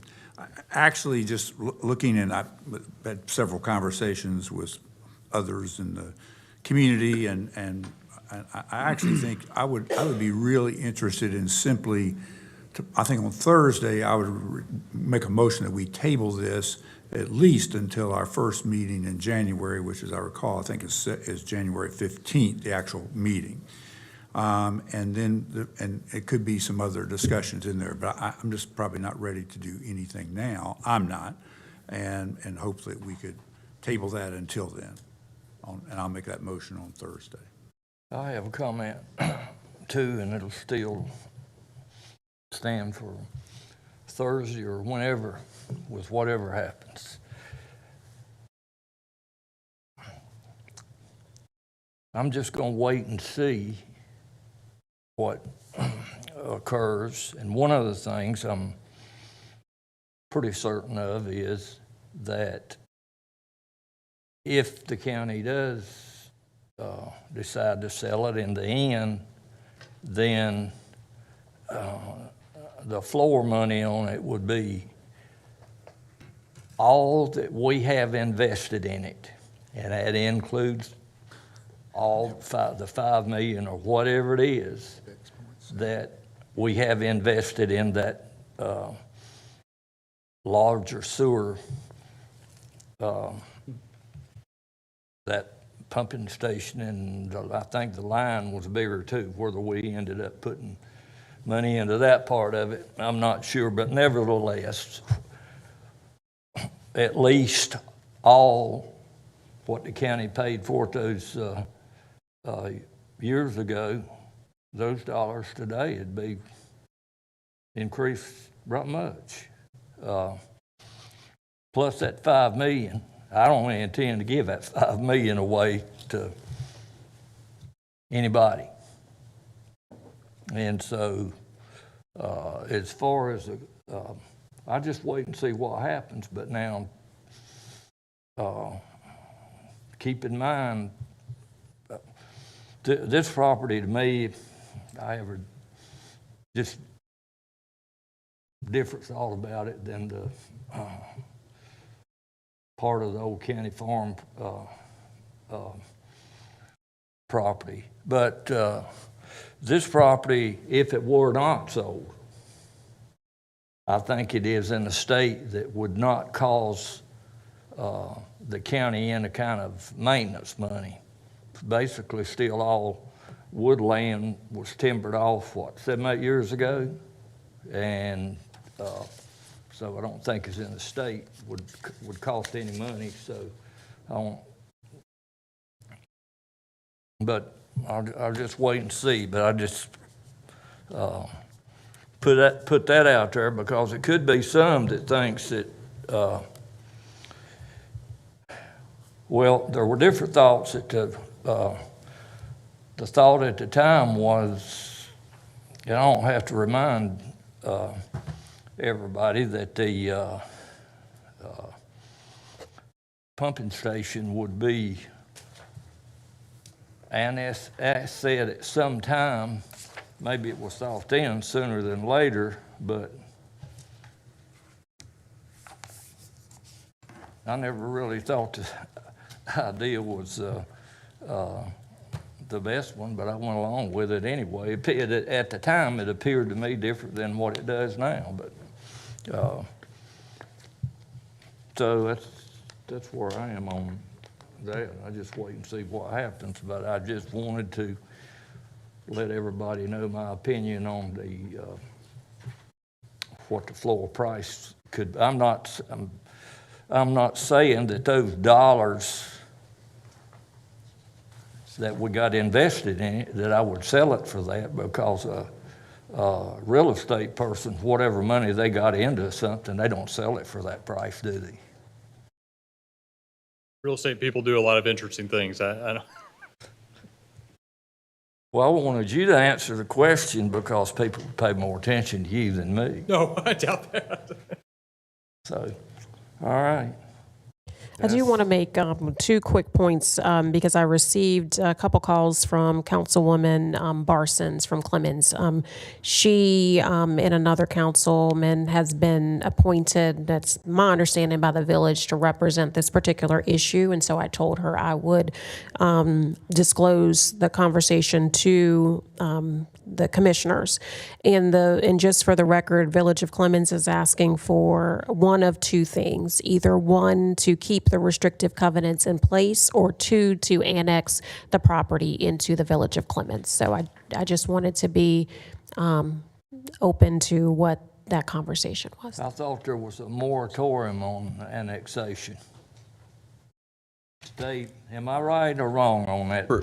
Presumably, they would like a voluntary annexation, and since the county owns the property, we could agree to an annexation. Okay, I wanted you to be clear on that. That you would lose zoning authority if you did that. Just to save anybody from any speculation, that I won't do. Couple comments. I don't have any problem with leaving the restrictions in place with the caveat that we would negotiate that if an acceptable offer were received. I have no problem with considering bids that would be for residential use. I would not personally put a floor of the $5 million invested for purchase, because what we're looking at essentially is a property that can't be developed in reality for the original purpose without putting another $12 million of investment in there, which the county really doesn't have, and I question whether it's a good investment. So with the understanding that, real estate is going up in value in many instances, and that we want a good offer. I don't have in mind personally a specific minimum before I would vote to accept an offer.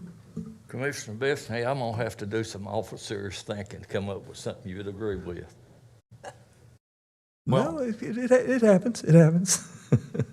Well, I share Mr. Linville's concern, Commissioner Linville's concerns, but given that we put $6.7 million into the properties, I understand it, in 167 acres, you're talking about over $40,000 an acre, if my math is correct. That's blue moon country.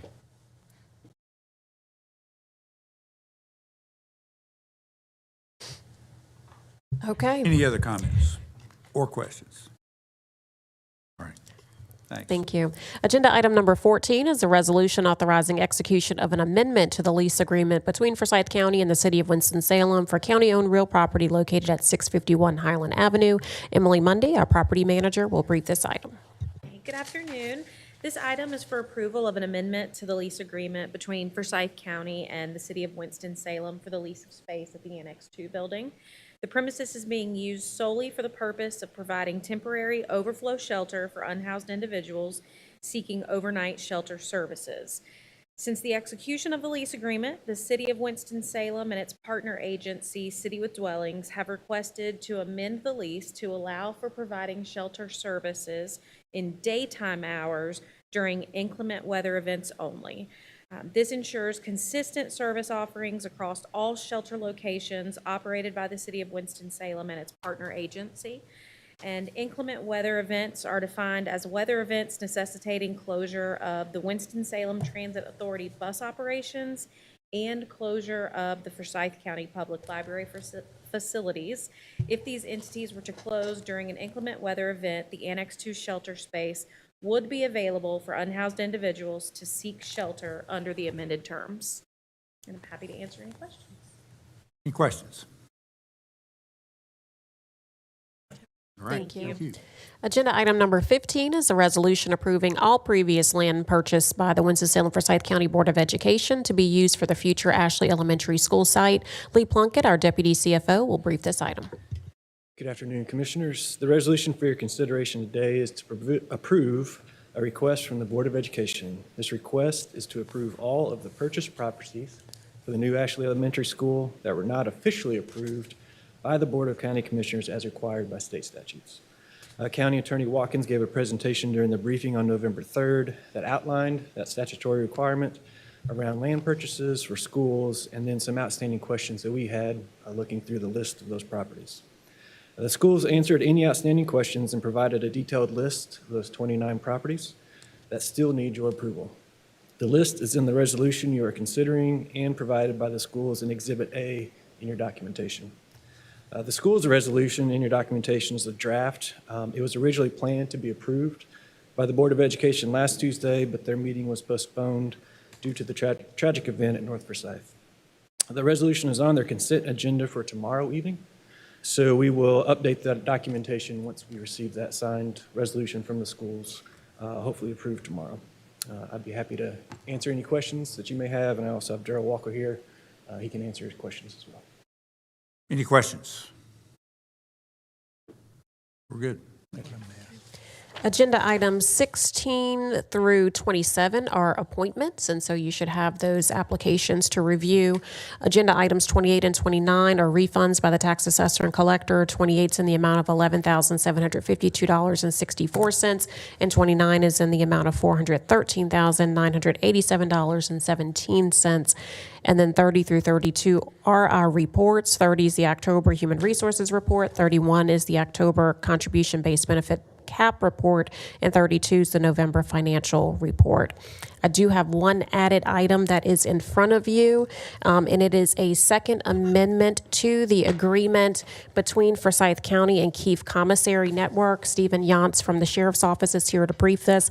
What I will say before he begins is that due to a sensitive matter, we are proceeding with negotiations with a second-ranked vendor, but to ensure continuity of commissary services for the detention center during the transition, we are requesting a 1-month extension with the current vendor while the new vendor is being finalized and onboarded. And Mr. Yantz can talk about whether this current vendor is going to actually do it or not. Thank you, Manager. Yes, that's exactly what this is, just getting authorization to do a short-term contract with Keefe until we can onboard the new vendor. We have not at this time received an agreement with Keefe, but we are hoping to get that. And in full disclosure, what I will say is if Keith, we will negotiate the terms for hopefully 1 month. If they do not agree to it, then the detention staff is working on if there's any ability for them to try to do some sort of limited commissary themselves for the 1 month. But we do know that for inmates, commissary is very, very important. So we're going to work really hard. But we also, on the management side, feel like it's very important to go to the next vendor. Any questions? Mr. Chairman, I would like to thank the tax assessor for saving paper. I thanked her before, and she's still doing it. Problem is, I cannot read it even with these glasses on. I doubt anybody else can either. You can. If you can, let me know where you're getting the glasses at. I need to get some more. Thank you. We're caught up except for the return to the item of the metal detectors discussion. I think the issue is, I think the new superintendent and our current, and both Chief Penn and Sheriff Kimbrough are interested in moving as rapidly as possible to secure more metal detectors. I think there's probably, I think the city may actually have some interest in this. I think perhaps some other areas may have some interest in this, but the way I would see anything, this is my personal opinion, is that anything that I would support in that regard would be an advance on next year's, already their allocation. The amounts, they have a formula, produced funds, and if we could advance money earlier that would come off of the next year's allocation, I could support that just from a timeliness standpoint, because I do think the community unrest over safety is a serious issue, and one in which, if there's a solution that could help high schools particularly begin, I think at some point probably middle schools will follow, but to do something to get started, and as I understand it, is that literally equipment could be ordered in December and be delivered in January for that. And if we did nothing, and if we don't help at all, maybe others can come up with some of the amounts, but it would be all the way till January 15th before we could even act. So I think from that standpoint, it is it merits at least an agenda item on Thursday to discuss that, and we could have presentations by whether both the sheriff or chief and the superintendent all together, for that matter. These are the open gate scanners that they own several of that are used pretty widespread at athletic events, not here, I mean like college campuses, coliseums, those kind of things. And I forget how many the school district has, 7 or 8 or something, some number less than 10 that have been apparently very effective. So how much funding are we talking about? I don't have the open gate system. I do know it was in the paper. They cost $20,000 a piece. So the question becomes, how many do you put in a school? How many do you keep your school safe? And I think Sheriff Kimbrough could have that conversation with us about the work that they have done on that and probably have a number.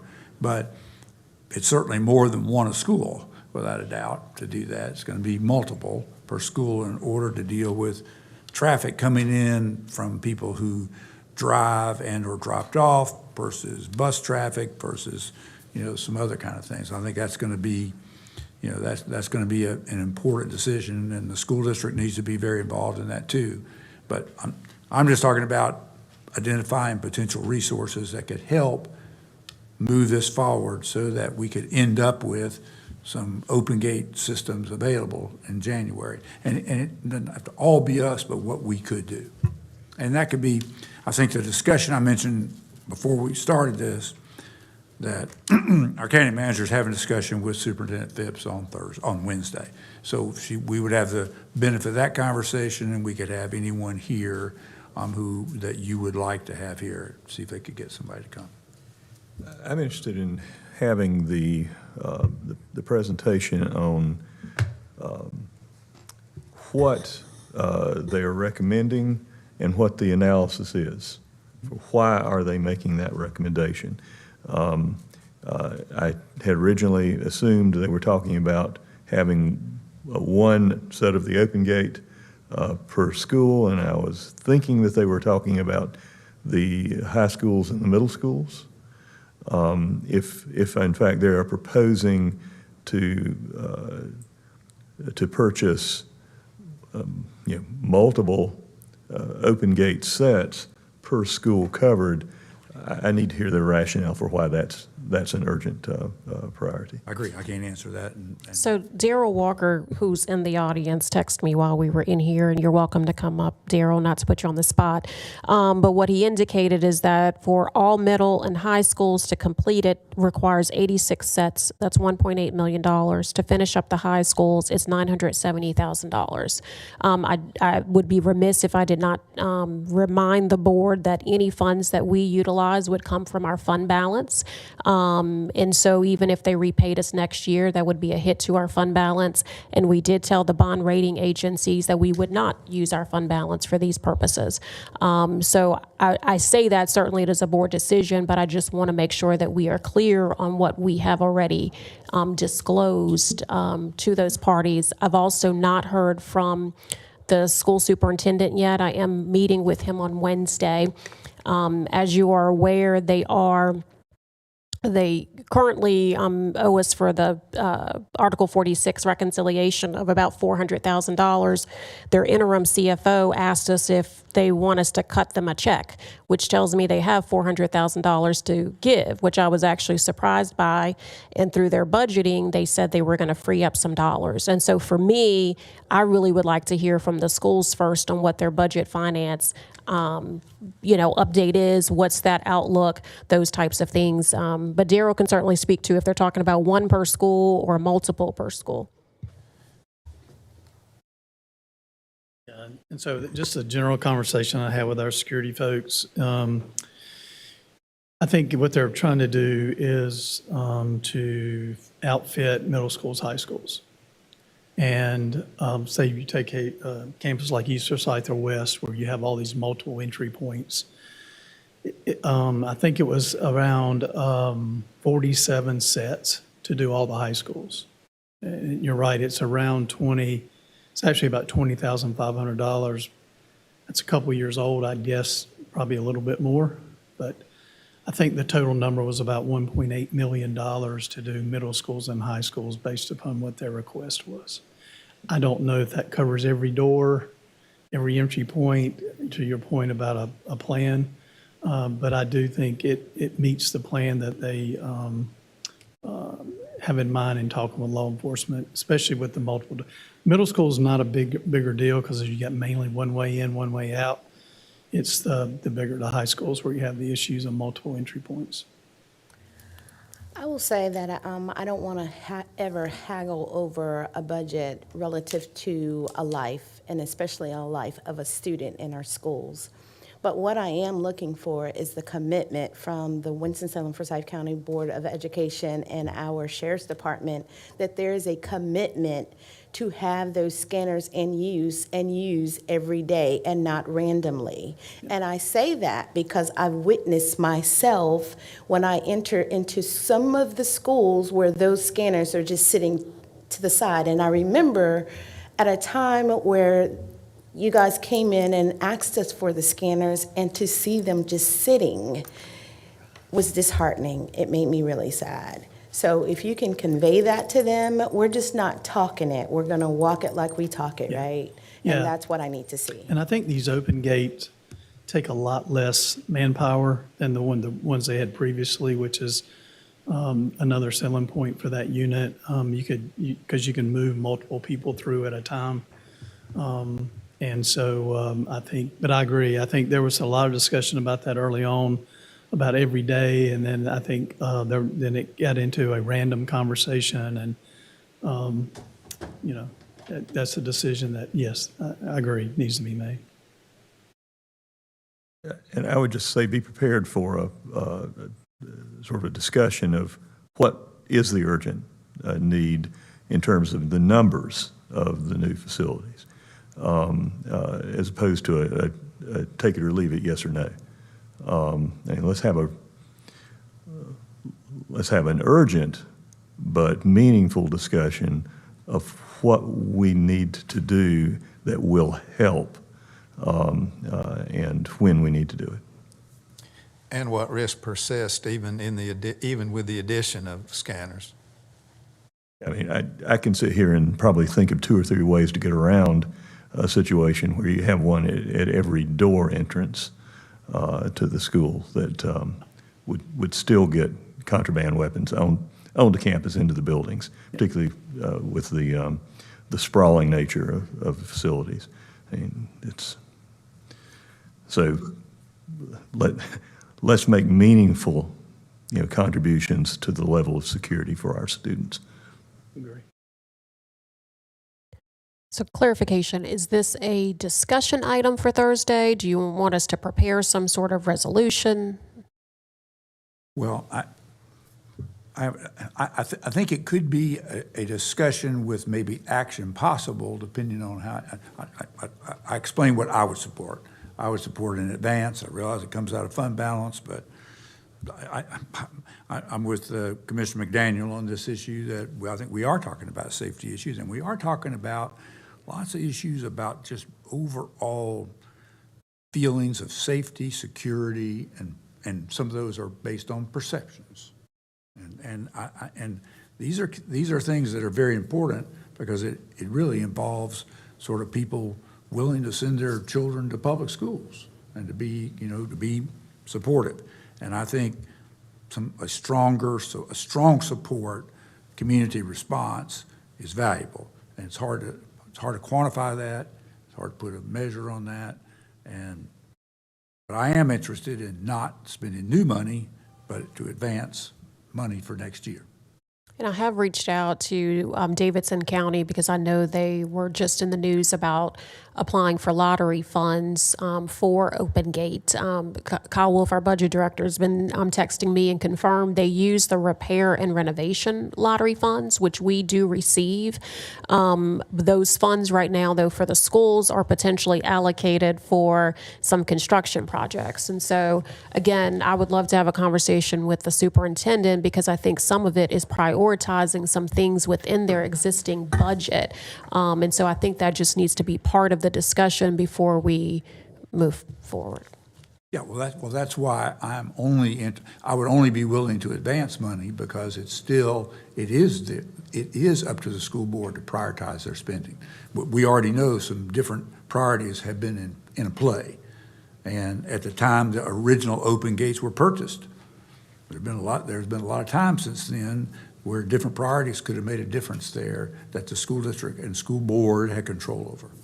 And by all means, let's take a look at the option of moving funds that have been assigned to what now are viewed as lower priority purposes and consider an expedited approval of that kind of switch. Yeah, there's right now, I think just a little over $2 million in that R&R fund with interest earned. That's greater than 1.8, isn't it?